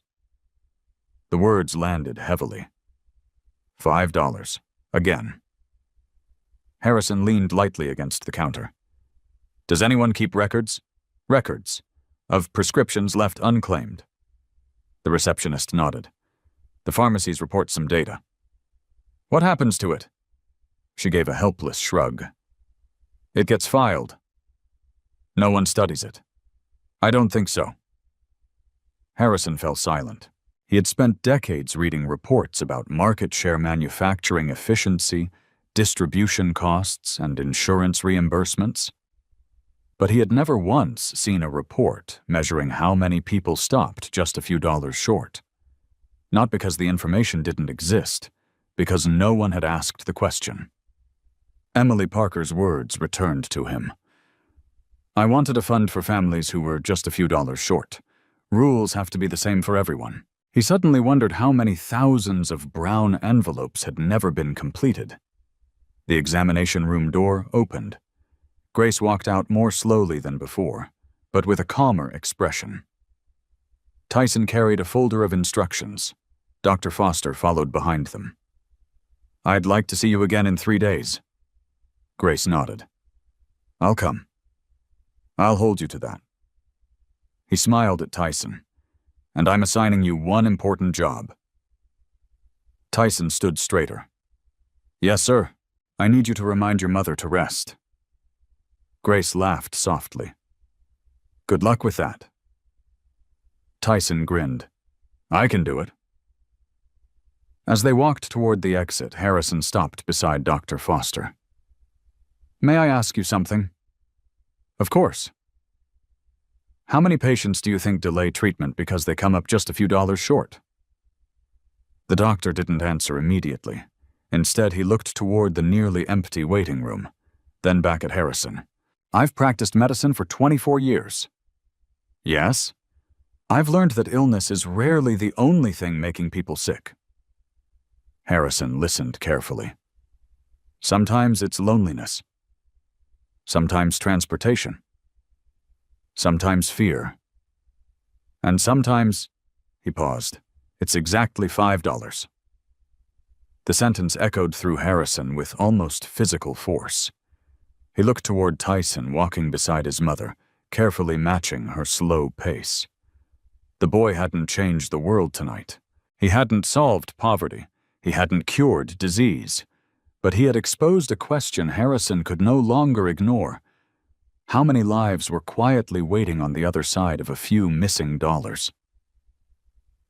As the SUV pulled away from the clinic under the glow of the streetlights, Harrison looked once more at the worn brown envelope resting safely in Tyson's lap. For everyone else, it was simply paper. For Harrison Whitmore, it had become evidence. Evidence that the biggest failures in healthcare were not always measured in millions. Sometimes they were measured in $5. Harrison Whitmore barely slept that night. His penthouse overlooked downtown Cleveland, where thousands of lights shimmered across the lake, but the view that usually calmed him no longer held his attention. Instead, one image kept returning. A worn brown envelope. Mom's medicine. 5 missing dollars. At 5:45 the next morning, he was already seated in his home office. Stacks of briefing documents covered the conference table. Quarterly forecasts, expansion proposals, acquisition reports. Normally, he would have reviewed every page before sunrise. Instead, he picked up his phone. "Good morning, Linda." His executive assistant answered immediately. "Good morning, Mr. Whitmore. I need every report our foundation has regarding unclaimed prescriptions." A brief silence followed. "I'm sorry. You heard me. We don't normally collect that information, I know." "Should I ask the research division?" "Yes. And contact our pharmacy partners." Linda typed rapidly. "What exactly are we looking for?" Harrison looked out the window. "I want to know how many prescriptions are never picked up. And why? Especially when the unpaid balance is under $20. "Under 20, he answered quietly. "Start with 10. Linda hesitated. "May I ask why?"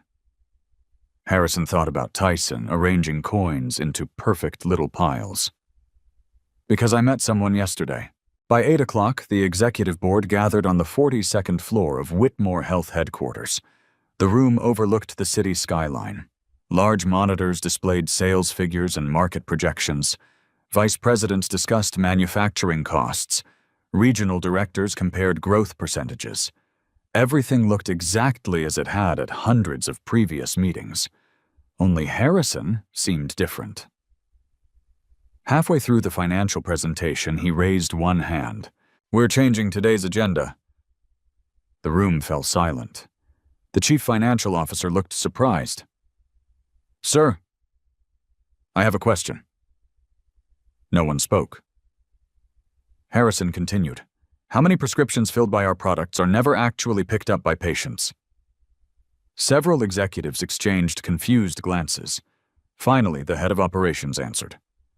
"We don't track that." "Why not?"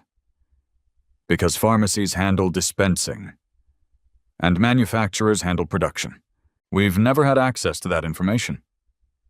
Harrison nodded slowly. "Then we're going to get access." The chief financial officer adjusted his glasses. "May I ask what prompted this?" Harrison stood and walked toward the windows. "Yesterday I met an 11-year-old boy." No one interrupted. "He worked for weeks. He collected cans, returned shopping carts, cleaned yards." He turned back toward the room. "He earned $42.82. Several executives looked puzzled. "What happened?" someone finally asked. "He needed $47.82. Silence settled across the boardroom. "So he was short $5. The numbers sounded almost insignificant, spoken aloud. $5. Less than the price of coffee in the building cafeteria. Harrison looked around the room. "Tell me, how much did this company earn yesterday?" The chief financial officer glanced toward his laptop. "Approximately $4.6 million in net operating profit." Harrison nodded. "And how much separated that child from his mother's medicine?" Nobody answered, because everyone already knew. $5. The contrast made the room feel strangely uncomfortable. The vice president of compliance spoke carefully. "With respect, sir." "Yes?" "We can't simply pay everyone's prescriptions." "I didn't say we could." "There are regulations." "I know." "There are abuse concerns." "I know." "There are legal liabilities." "I know." Harrison's voice remained calm. "But there must be a smarter answer than pretending the problem doesn't exist." Linda quietly entered, carrying a thin folder. "The preliminary research you requested." He accepted it immediately. Already inside were several early estimates gathered overnight. Independent studies, hospital reports, charitable pharmacy data.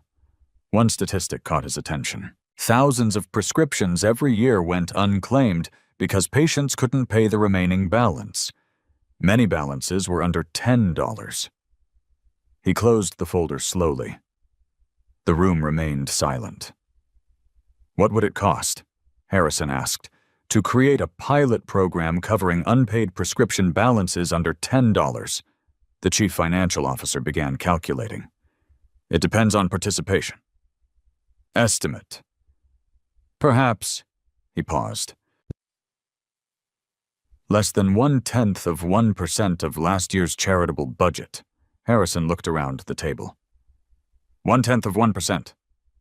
No one argued, because the number sounded surprisingly small. Another executive spoke.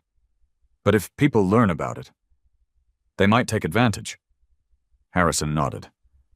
Some will, but many won't. He looked again at the folder. The existence of abuse doesn't erase genuine need. The room fell quiet once more. Meanwhile, across town, Grace sat at the tiny kitchen table with her first morning dose of medication. Tyson poured a glass of water. You have to eat first? Grace smiled. Now you're giving orders? I'm following Dr. Foster's. She laughed softly. Fair enough. The medicine went down slowly. For the first time in weeks, hope tasted stronger than fear. Tyson carefully unfolded the pharmacy receipt. He had placed it inside the brown envelope after returning home. Everything stayed together. The receipt, the $5 bill's place in the story, the handwritten words, Mom's medicine. Grace noticed him looking at it. You've kept the envelope. I'm not throwing it away. Why? Tyson thought for a moment. So I remember. Remember what?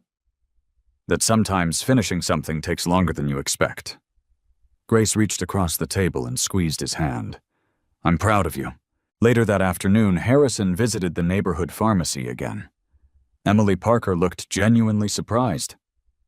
I didn't expect to see you. I had another question. She smiled. I figured. He rested his hands on the counter. If someone wanted to identify prescriptions abandoned because patients were just a few dollars short. Emily answered before he finished.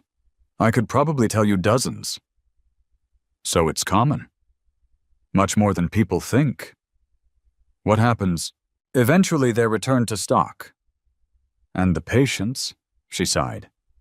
Sometimes they come back. Sometimes they don't. Sometimes they end up in emergency rooms. Harrison stood quietly. Emily looked at him curiously. You've been thinking about that little boy. I have. He changed something, didn't he? Harrison smiled faintly. I think he reminded me of something. What? Why I entered healthcare in the first place. Emily nodded slowly. Then she disappeared into a back office. When she returned, she carried a small cardboard box. She placed it on the counter. What's this? These are copies. Copies of what? She opened the lid. Inside were dozens of anonymous records. Prescription numbers, dates, amounts still owed. $8, $3.40, $9.15, $6, $4.83. No names. Only unpaid balances. Emily looked at Harrison. I started keeping this after management said no to my idea. You kept them. I wanted proof. She smiled sadly. I just never found someone willing to look. Harrison slowly picked up the first page, then the second, then another. Every sheet represented someone who had almost made it, someone who had stopped only a few dollars away. He looked back at Emily. I think it's time someone finally did. As he carried the small cardboard box toward the exit, Harrison realized that Tyson hadn't simply helped one mother receive medicine. Without intending to, an 11-year-old boy had handed a billionaire the evidence needed to change far more than one prescription. 3 weeks passed. Autumn settled gently over Cleveland.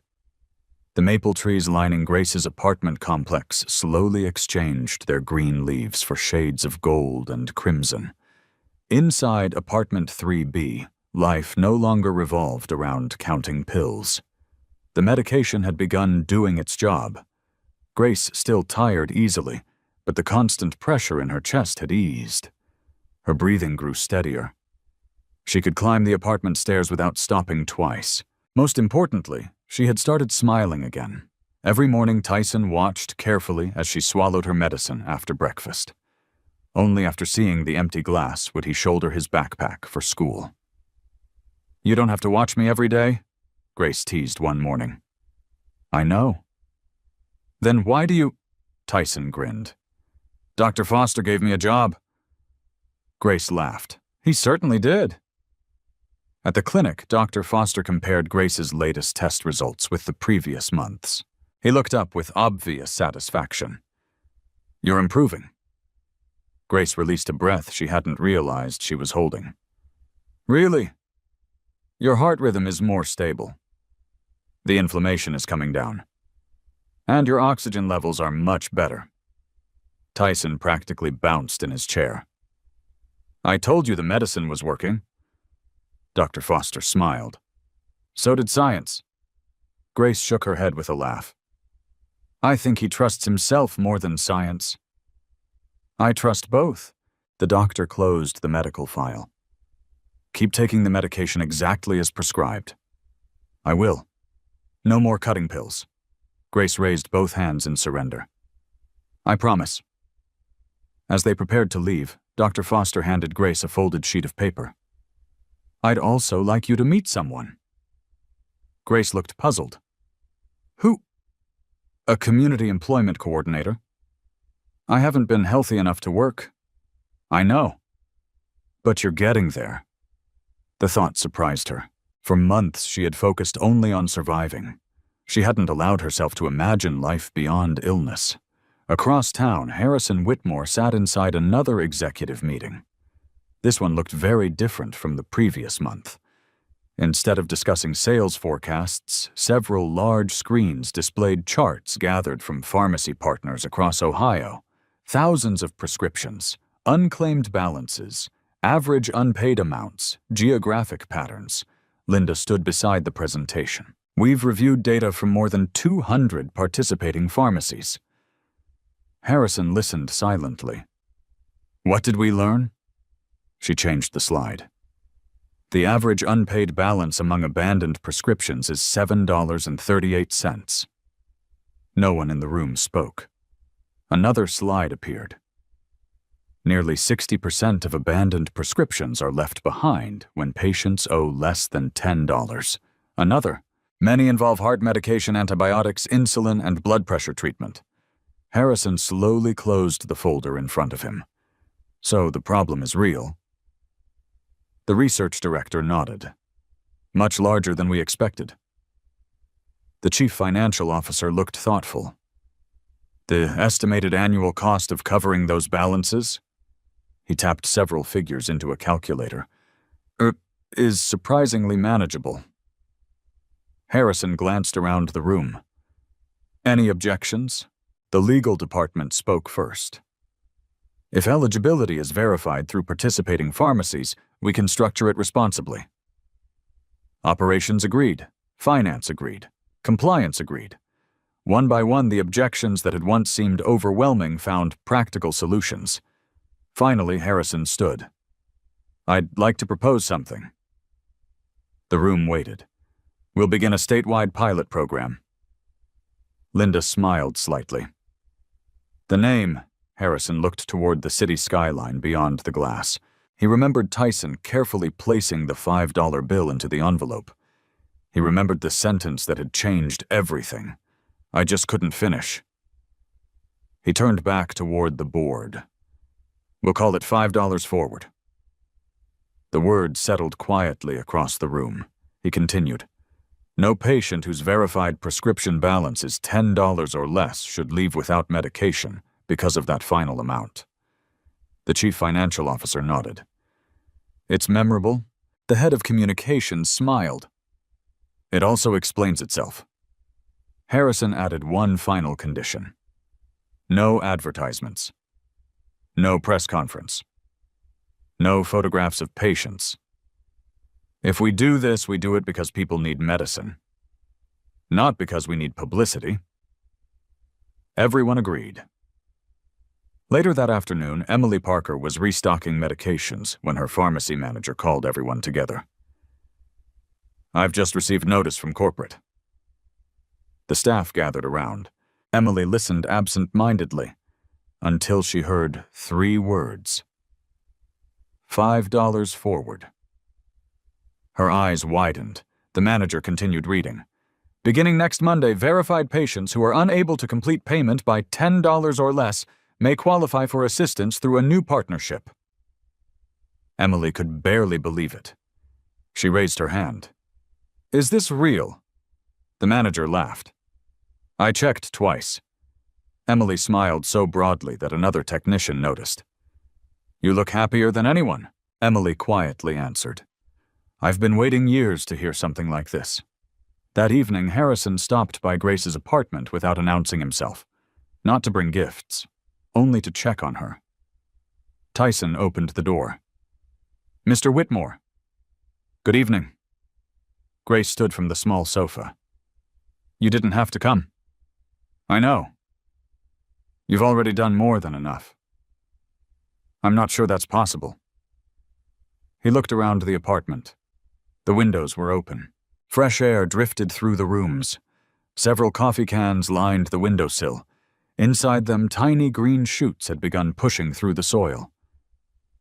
You planted flowers? Grace smiled. I told Tyson spring begins in autumn if you're patient enough. Harrison leaned closer. Marigolds. And basil. You remembered. I did. Tyson proudly carried over the brown envelope. I kept it. Harrison accepted it carefully. Inside rested the pharmacy receipt, neatly folded. The envelope itself had become smoother from being handled so often. You really weren't going to throw it away? Tyson shook his head. It reminds me that finishing something feels better than quitting. Harrison smiled. I couldn't agree more. Grace looked curiously between them. I don't think either of you realizes what happened that evening. What do you mean? Tyson asked. She looked at Harrison. My son thought you helped him buy medicine. Then she looked at Tyson. But I think... She paused. You reminded this man why he built his life. Harrison stood quietly. There was nothing to add. Because she was right. Before leaving, he handed Grace a simple folder. What's this? A list of administrative positions opening through one of our community health partners. Grace looked surprised. You remembered I used to be a nursing assistant. I remember you also organized patient records, and scheduled appointments, and trained volunteers. She smiled. I wore many hats. They're looking for someone exactly like that. Grace looked uncertain. I've been away from work a long time. So I'd hope. He smiled gently. It still came back. After Harrison left, Tyson walked him to the apartment door. Can I ask you something? Of course. Did you really start that program because of me? Harrison thought carefully. No. Tyson looked confused. I started it because of thousands of people. He rested a hand lightly on Tyson's shoulder. But you were the first person who helped me finally see them. Tyson watched as Harrison walked down the hallway. He didn't fully understand the size of what had begun. He only knew that somewhere another child might never have to stand outside a pharmacy, wondering how to find $5 more. And for him, that was already more than enough. Winter returned to Cleveland faster than anyone expected. A light snowfall covered sidewalks, parked cars, and the small flower pots outside apartment 3B. The marigolds had long since faded, but the basil Grace had grown in an old coffee can still stood proudly on the kitchen windowsill. It's stubborn, Tyson said. Grace smiled. Something survived because they refused to give up. He looked at her. Like you. She laughed softly. I hope so. Much had changed in only a few months. Grace now worked 3 mornings each week as a patient services coordinator at one of Whitmore Health's community partner clinics. The position wasn't physically demanding. She greeted patients, helped complete paperwork, arranged appointments, and connected families with assistance programs. The work reminded her why she had entered healthcare years earlier. Not because she enjoyed paperwork, because she loved helping frightened people feel less alone. One snowy Tuesday morning, an elderly man entered the clinic holding a prescription and a worn wallet. Grace noticed his hesitation immediately. "Good morning." The man smiled politely. "I'm just looking. Can I help?" He looked embarrassed. "I think I'm a little short." Grace gently invited him to the consultation desk. Without making him feel uncomfortable, she reviewed his information.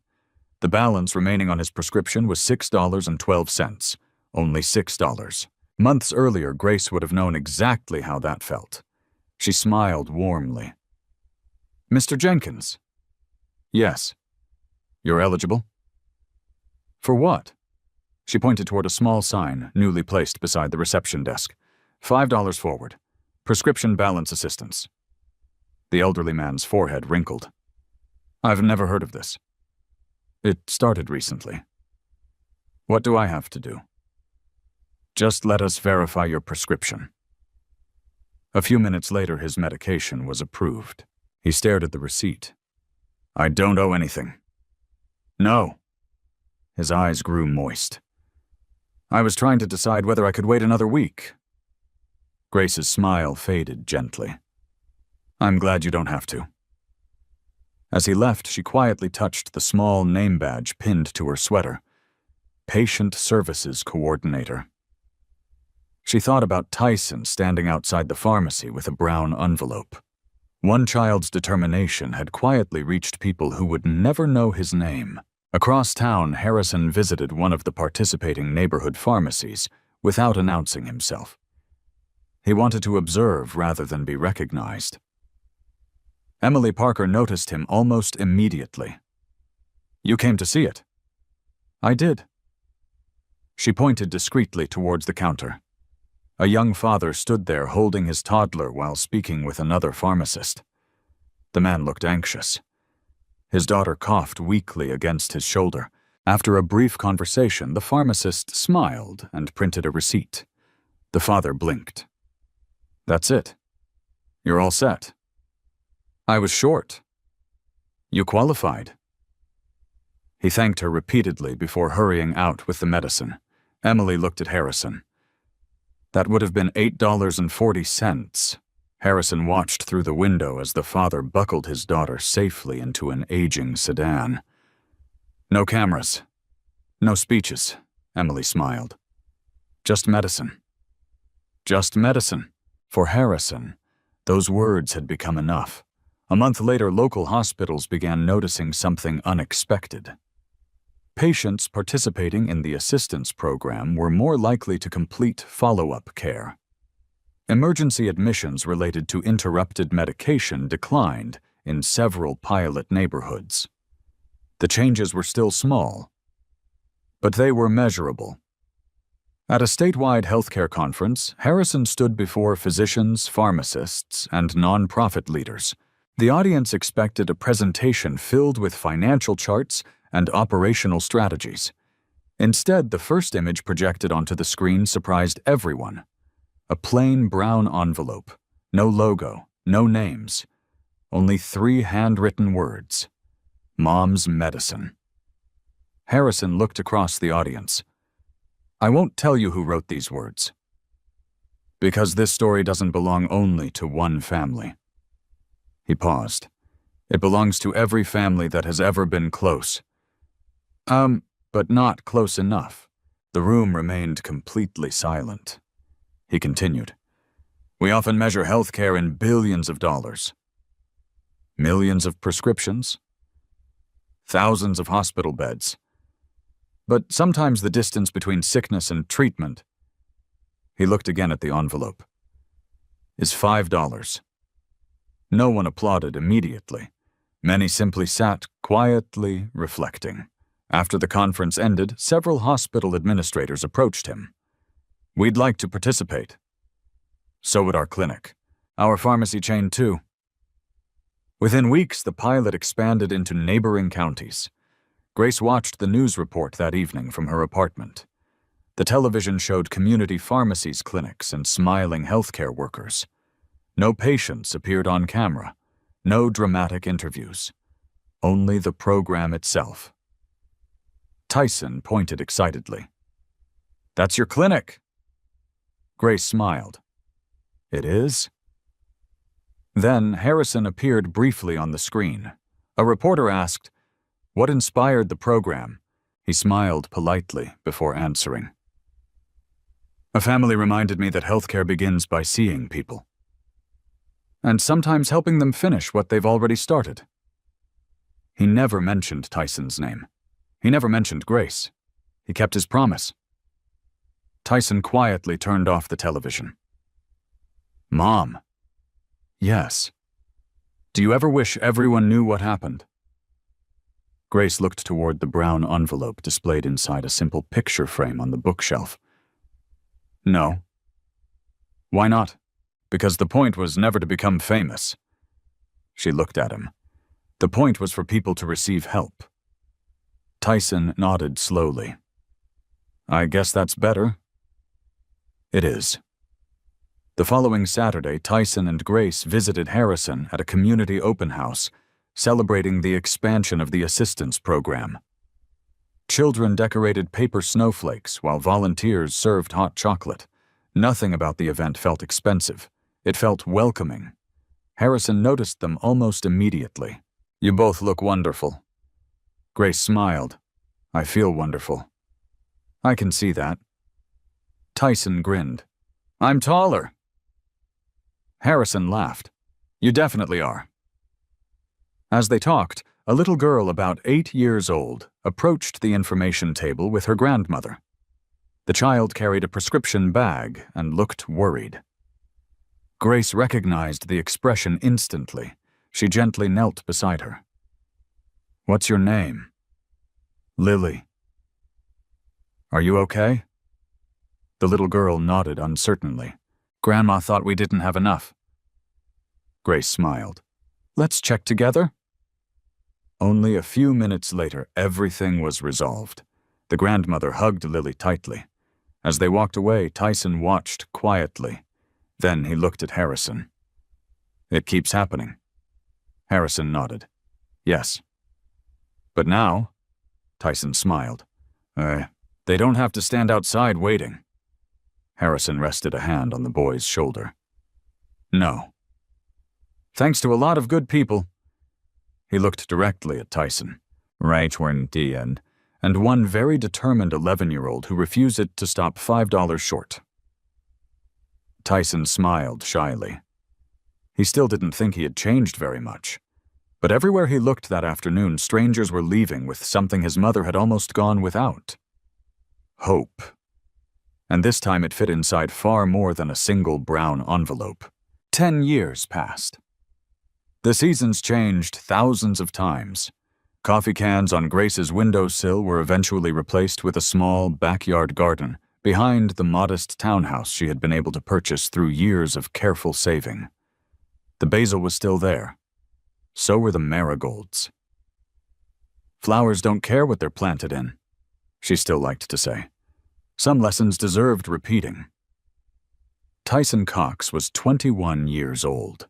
Tall, thoughtful, and calm in the same quiet way his mother had always been.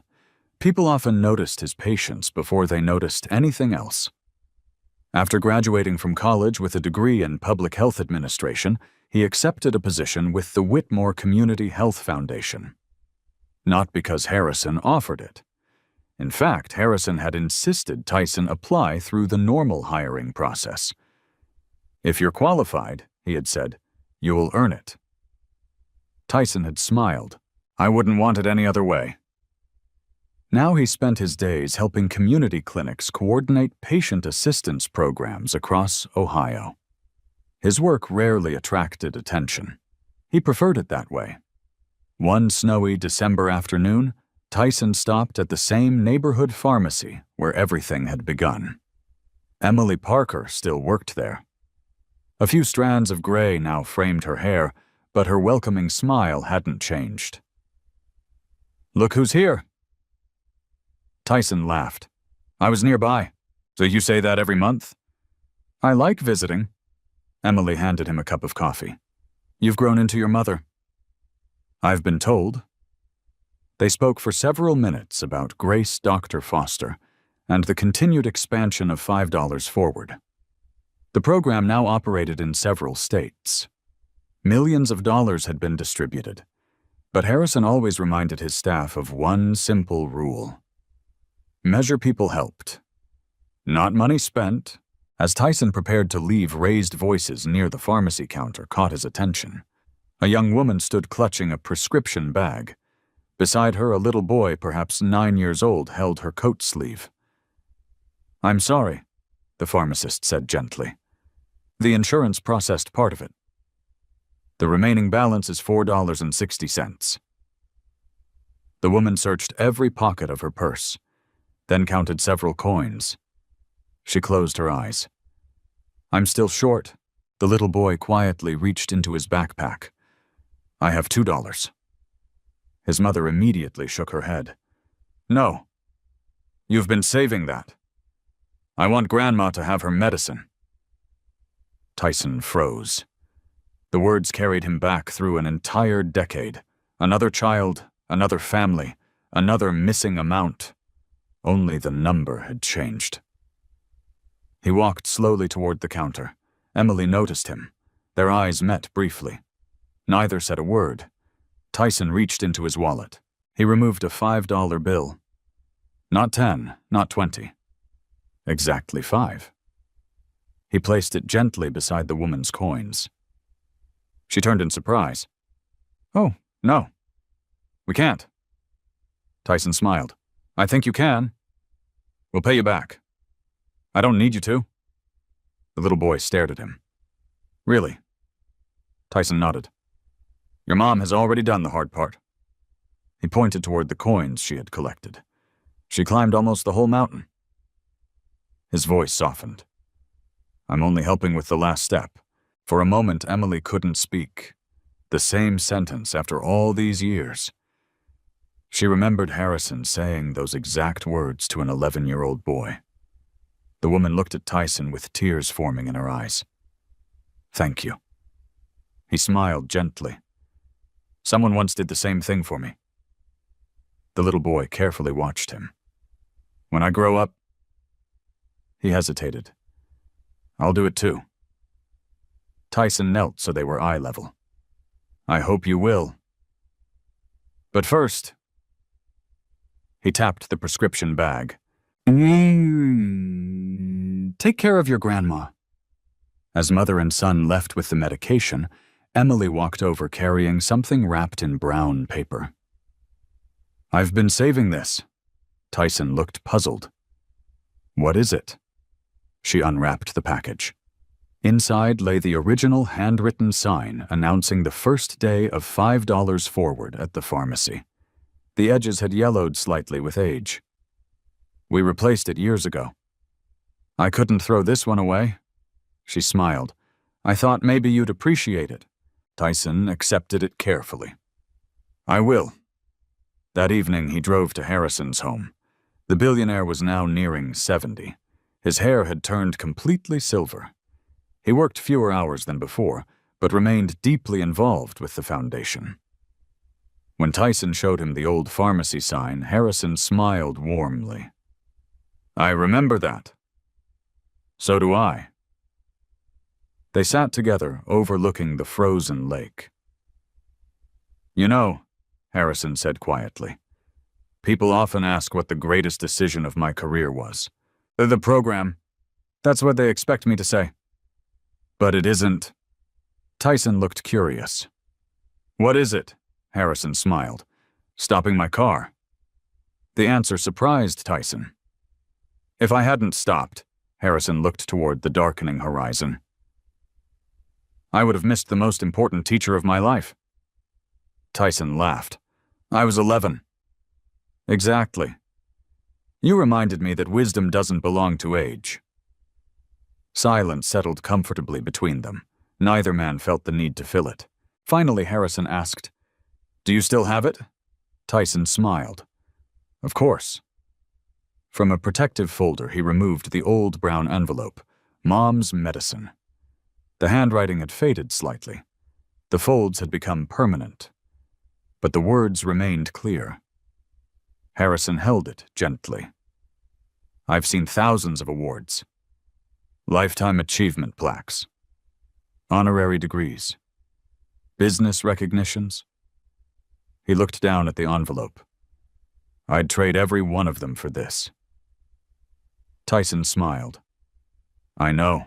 The next morning, Grace joined them for breakfast. She looked healthier than Tyson had ever remembered. Her medication had continued working. Her condition remained stable. She still volunteered twice a week, helping new patients navigate the healthcare system. As they finished eating, Harrison asked her something unexpected. Grace. Yes. Do you remember the first thing Tyson asked me? She smiled immediately. $5. No. He shook his head. The first thing. Grace thought for a moment. Then she remembered. Her eyes softened. He asked if you could spare $5. Harrison nodded, and without realizing it, he looked first at Grace, then at Tyson. Your son spared something much greater. What was that? My faith. He smiled quietly. In people. No one answered immediately, because some truths needed no response. Outside the dining room window, fresh snow began falling once again, just as it had on the evening when an 11-year-old boy had stood outside a pharmacy, holding a worn brown envelope. The snow looked different now, not because winter had changed, but because the people standing beneath it had. 25 years after the evening outside the pharmacy, the Whitmore Community Health Foundation occupied a bright brick building overlooking a public park in downtown Cleveland. Children laughed outside, while parents pushed strollers beneath rows of mature maple trees. Inside the foundation's lobby, visitors rarely paused first to admire the modern architecture. They stopped because of a simple display case near the entrance. There were no gold trophies, no framed magazine covers, no photographs of celebrities. Instead, under soft lighting rested an old brown envelope. Its edges had faded. Its folds had softened with time. Across the front, 3 handwritten words remained visible. Mom's medicine.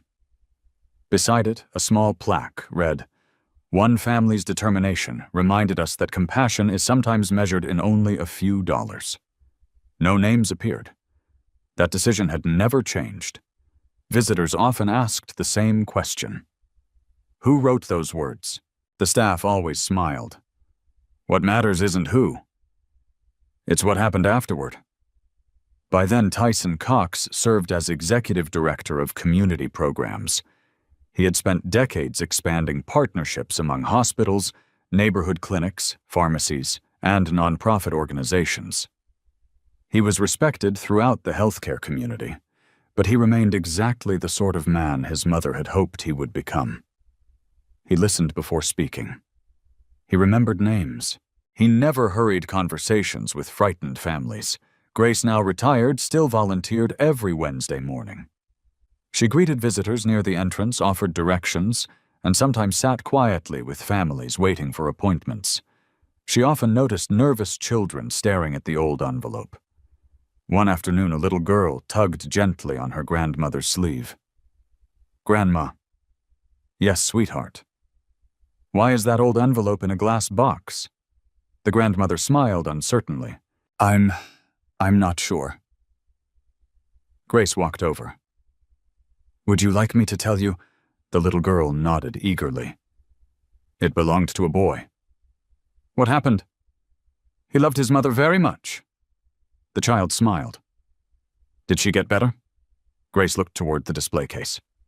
Yes. Because people chose kindness.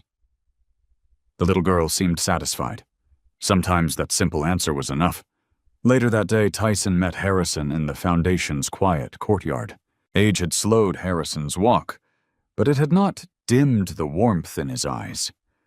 A cane now accompanied him everywhere. Tyson automatically slowed his own pace to match. I hear another hospital joined. They did. That makes 42, Harrison smiled.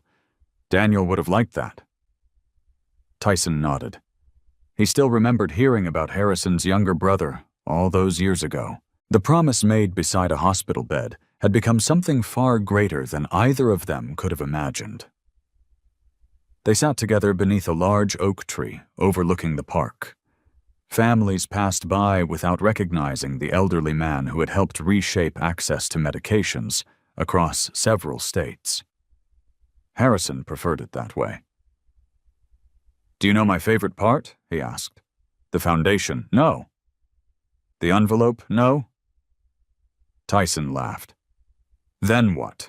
Harrison pointed toward the park. A volunteer stood beside a folding table, distributing information about community clinics. Nearby, several former patients chatted happily with nurses who had once cared for them. My favorite part, he smiled quietly, is that kindness became ordinary. Tyson followed his gaze. Nobody there appeared extraordinary. No one expected applause. People simply helped because helping had become normal. I think that's success, Harrison said. Before Tyson could answer, Linda Evans approached carrying several folders. Though long retired as Harrison's executive assistant, she still volunteered during major foundation events. Sorry to interrupt. You never interrupt, Harrison replied. She handed Tyson a report. The annual numbers. Tyson opened the folder. He had reviewed countless reports over the years, but this one always affected him. Millions of prescriptions completed, hundreds of thousands of families assisted, emergency hospitalization rates reduced in participating communities, improved medication adherence, expanded community partnerships, important numbers, meaningful numbers. Yet Tyson closed the report after only a few pages. Still not your favorite statistics? Linda asked. He smiled. You know me too well. She laughed. I thought so. She reached into another folder. This one arrived this morning. Inside lay dozens of handwritten thank you letters, children's drawings, holiday cards, simple notes. One letter written in uneven handwriting by a teenage boy caught Tyson's attention. It read, My grandma got her medicine because your program paid the last $6. She's teaching me how to cook now. Thank you. Tyson smiled silently. No financial report could compete with that. That evening, the foundation hosted a small anniversary gathering. Employees, volunteers, pharmacists, physicians, and community partners filled the auditorium. No television cameras attended, no politicians gave speeches, only people who had quietly built something meaningful together. Harrison insisted on speaking briefly. He slowly approached the podium. The audience stood to applaud. He gently motioned for them to sit. I've spoken at many conferences. I've attended countless business dinners. I've accepted awards I probably didn't deserve. Soft laughter filled the room. But tonight, he paused. I'd rather tell you about an 11-year-old boy. The audience grew silent. He believed that accepting help wasn't the same as giving up. He believed finishing something mattered. And without realizing it, Harrison looked toward Tyson sitting beside Grace in the front row. He taught an old businessman that compassion doesn't replace effort. It honors it? Grace quietly reached for Tyson's hand. Harrison continued. We often imagine history changing through grand decisions. Sometimes it does. But sometimes, he smiled. History changes because someone stops walking, listens, and offers $5.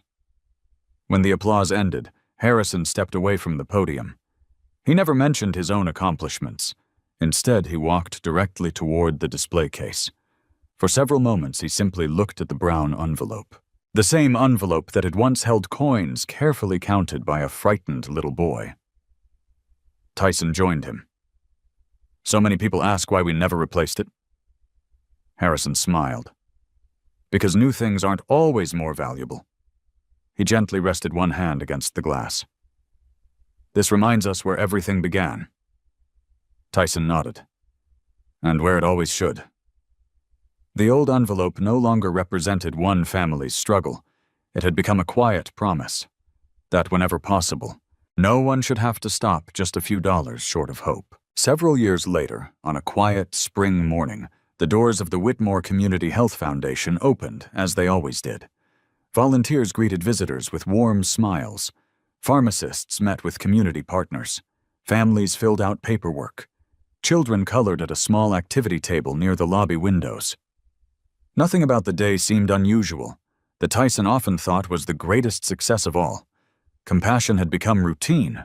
He walked through this building as he had thousands of times before stopping to greet employees by name. Morning, Maria. Good morning, Mr. Cox. How's your grandson? He made the baseball team. That's wonderful.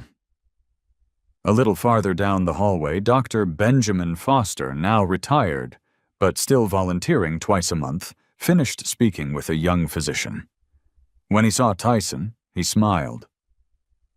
I still remember a frightened 11-year-old asking if his mother would be okay. Tyson laughed softly.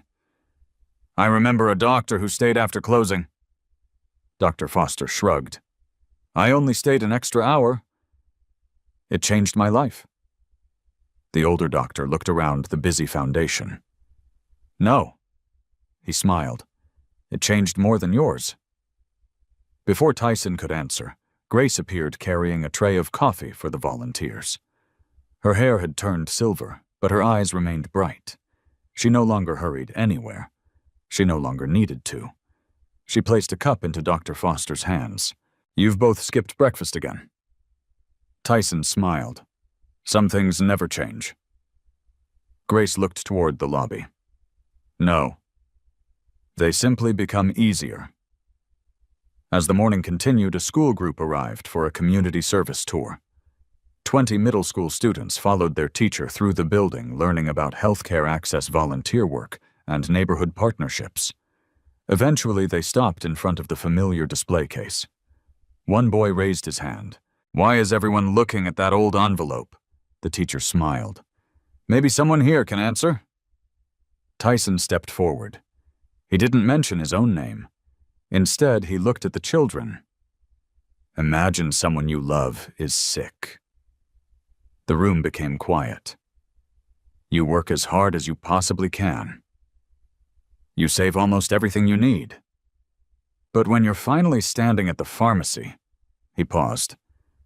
You're still $5 short. Several students lowered their eyes. That envelope belonged to a child who refused to quit.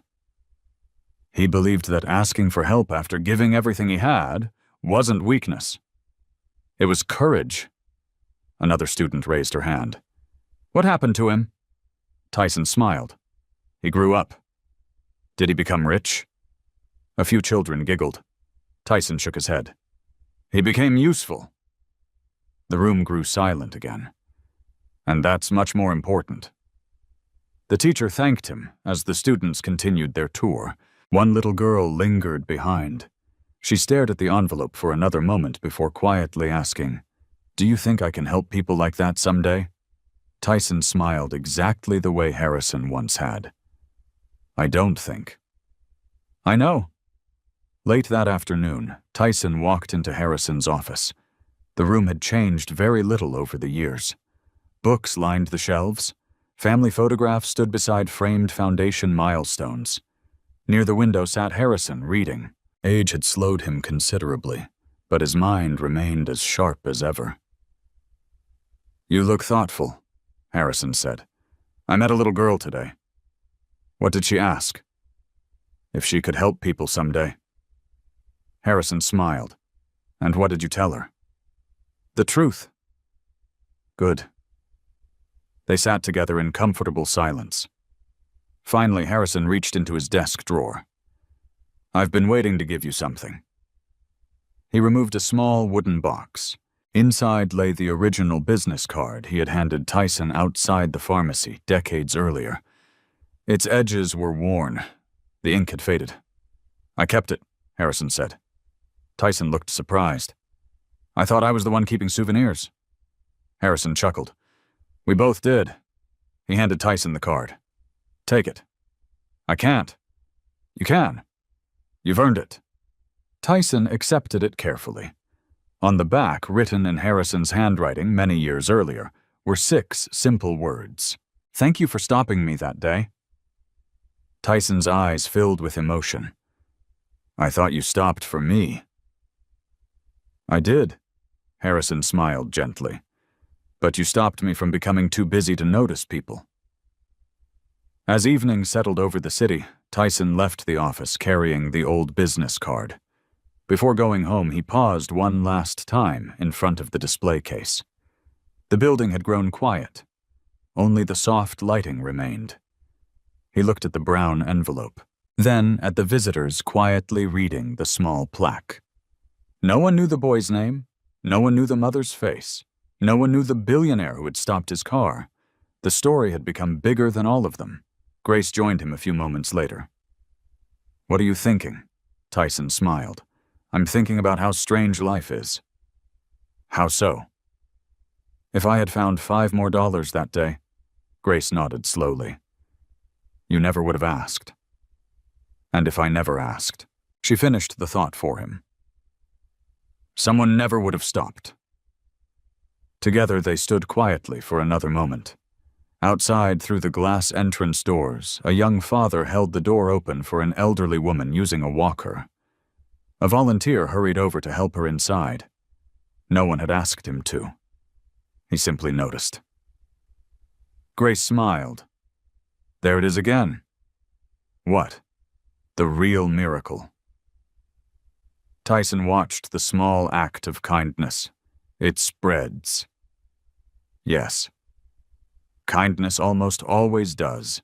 Before leaving for the night, Tyson unlocked the display case for its scheduled preservation inspection. He carefully lifted the old envelope with white cotton gloves. The paper felt impossibly light, yet it had carried the weight of an entire future. He unfolded it one final time. Inside remained the original pharmacy receipt. Nothing else. The $5 bill was long gone. It had been spent exactly as intended, but somehow it had never stopped giving. Tyson carefully returned the receipt to its place, folded the envelope exactly as it had been decades before, closed the glass case, turned off the lobby lights. As he stepped outside, the evening breeze carried the scent of newly blooming flowers from the garden Grace had helped plant near the entrance. Marigolds. Flowers that never cared what they were planted in. He smiled. Some gifts disappear the moment they are given. Others continue growing in lives the giver will never meet. A little boy once believed he was only trying to buy medicine for his mother. Instead, he helped build a future where countless families no longer had to stop just a few dollars short of hope. And perhaps that is how the greatest acts of kindness always begin. Not with extraordinary people, but with ordinary people who choose in one quiet moment to notice someone else. Every great change in the world begins with a choice so small that most people would never notice it. Tyson believed he was simply trying to find $5 more to buy medicine for his mother. Harrison believed he was simply stopping to listen to a frightened little boy. Neither of them could have imagined that one ordinary conversation would one day help thousands of families receive the care they desperately needed. This story reminds us that kindness is never measured by the size of the gift, but by the sincerity of the heart behind it. Sometimes the greatest miracle isn't becoming wealthy or powerful. It is refusing to walk past someone who needs compassion. We may not all have millions to give, but every one of us has the ability to notice, to listen, to encourage, and to offer hope when someone feels they have reached the end of the road. A few kind words, a helping hand, or even a few dollars given at the right moment can change the direction of a life forever. And when kindness inspires kindness, its impact reaches people we may never meet. That is how ordinary people create extraordinary legacies. If this story touched your heart, we'd love to hear from you. Have you ever experienced a small act of kindness that changed your life? Or been the person who made a difference for someone else? Share your story in the comments below, because your experience may inspire someone who needs hope today. And if you enjoy heartfelt stories about compassion, resilience, and the power of ordinary people changing lives, please subscribe to our channel and join us for more unforgettable journeys. Your support helps us continue sharing stories that remind the world that kindness still matters.